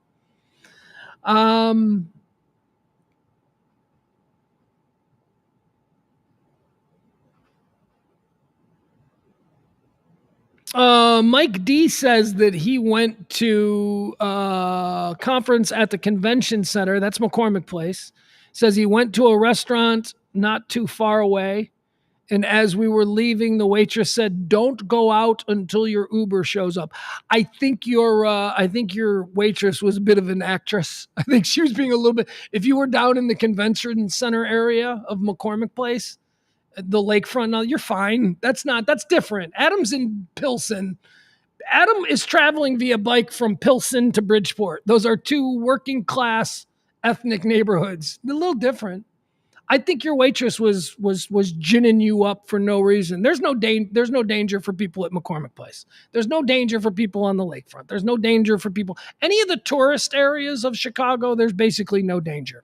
Once or twice a year, we get this big thing where all the kids come down to the lakefront and the police freak out because there's like, it's a Friday night in April where it's, the first one that's Friday in May, first night that's like 75 degrees, and then you get like 30,000 poor kids from the neighborhoods who come down, and that freaks the city out. And they're like, oh, there were 15 arrests because gang members were running. That only happens once or twice a year. I mean, look, they handle Lollapalooza with no major crime. It's the tourist sections of Chicago and the business sections of Chicago where people who are traveling for business, like the convention center area and all that shit is safe. That shit is real safe because murders and shit that happen in those neighborhoods hurt the bottom line of Chicago's economy, and they don't allow that. But again, riding your bike from Pilsen to Bridgeport when you're not from, I don't know, I just think that that's a little bit more risky. Adam says, I like to tell my wife, here's my beef when I take off my pants. There you go. That's how you do it. You're making my insistence of being on public transportation not as sound as I hoped. All right, so Adam says, my insistence on being on public transportation not as sound as I hoped.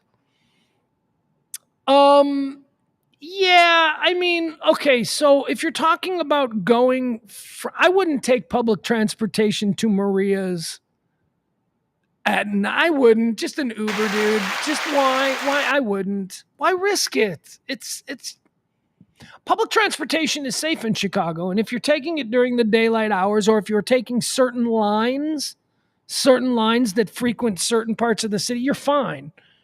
But if you're taking a public transportation line that is going to get you into neighborhoods that maybe you don't normally want to be in, I would like taking the train from downtown Chicago to O'Hare Airport. Not a problem. That's great. But I told you from the beginning when we were talking about Riot Fest being moved out to Bridgeview, which is a suburb that is just on the outskirts of Chicago. I think Adam was saying, yeah, I'm going to take the train from downtown Chicago or from where I'm staying out to Bridgeview. I said, that's fine going out there, but man, I wouldn't want to be on that train going through those neighborhoods at 11 o'clock at night. I wouldn't. Especially, although, maybe because they'll understand that this is a big concert event, there'll be extra security and they'll be making a point to make it safe on that night, maybe. But I don't know. Mike says, I had a choice between Chicago and Atlanta to move for a job in 99, and I ended up moving to Atlanta. Love Chicago. Ended up going there about 10 times a year for business. Yeah, that was a bad move. Chicago's way better than Atlanta. There's just so much more to do. Adam says, at night, sure, I'll take an Uber. I don't really plan on drinking except on Sunday in Wrigleyville. Wrigleyville's fun. You'll have a good time in Wrigleyville. Wrigleyville is not what Wrigleyville was when I was running around Wrigleyville. Wrigleyville has gone under a major transformation. It's been Disneyfied, big corporate stuff. Wrigleyville used to be about just bars, like one-off bars that line the street. It was fun. You could go there and, Jimmy's got a bar and Tommy's got a bar. Now all the bars are owned by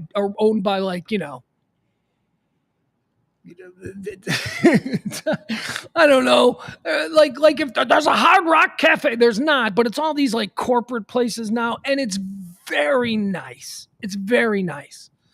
So you can have fun in Wrigleyville still. It's different than what it used to be. It used to be kind of seedy. It used to be kind of fun. Get into a fight in Wrigleyville. Not anymore. It's very corporate and very clean, but nice, but really nice. If you just want a nice time, you're good there. And good. It says that at night, sure. Yeah, don't plan on, just don't take any public. You can take public transportation all day long. It's great. Daylight hours, middle of the afternoon, get on a train, hop on the subway. Jump on a bus. It's totally fine. I just think it all gets sketchy at night. I just think it like night, unless you're taking a train that only goes through the bar districts. Like there's a line, I don't know what it is. Is that the red line? I don't know what line it is. Whatever it is that goes up north, that's pretty safe. That's pretty safe because it just, all the stops are just drunk people from the bars, and there's cops because cops know that there's drunk people. And again, that's more of a touristy thing. So that's safe. I don't know. I don't love taking public transportation out into the hinter neighborhoods where shit can happen. Adam says it's back at Douglas Park so I can walk to the festival. Yeah. Yeah, you can. You sure can. It ain't far. You sure can. You can walk. That's not a good neighborhood. That is not, I'm sorry. That is not a good neighborhood. I'm a middle-aged white man, though, so I don't know, maybe I have a different view of it. Like, you'll be fine. It'll be fine. It'll be fine. It'll be fine. You know what it is? It's a coming back neighborhood. That's what the Douglas Park neighborhood is. It's coming back. We keep our fingers crossed. That's the west side of Chicago. I mean, it's like, I don't know, people, the west side is like the real bad side. Like the south side gets a lot of credit and all that, but the west side is like, that's like the really bad part. Englewood, which is like the most deadly area of Chicago, is a neighborhood that, is on the south side. And so we always think of like, Englewood as being like the worst part, but it's not. There are some west side neighborhoods really scary. Really scary. Adam says, I'm a mile from there, and there will be police and people about. Yeah, it will. You're absolutely right. Riot Fest at Douglas Park. You're absolutely right. It's a big premier Chicago City event. So I would imagine that every block that you walk, there will be another police officer in a police car. They're going to keep Riot. Riot Fest is a big moneymaker. It's a big tourist. It's like Lollapalooza. They have no crime at Lollapalooza other than people stealing phones. But there's not like gang violence or anything like that at Lollapalooza, no shootings, because the city's like, all right, we're going to take this shit seriously. And they take Riot Fest seriously too, so you'll be fine. All right, I hope you have a good time. That's going to do it. I got to end this show. I love you guys. Once again, today's executive producer was Tiffany L. Happy executive producer day to her. You can help out the show as well. Drop a little something in the Venmo or however you do it. Adam, you have a great trip. We'll see you back tomorrow. My voice is totally gone. Love you guys. Bye.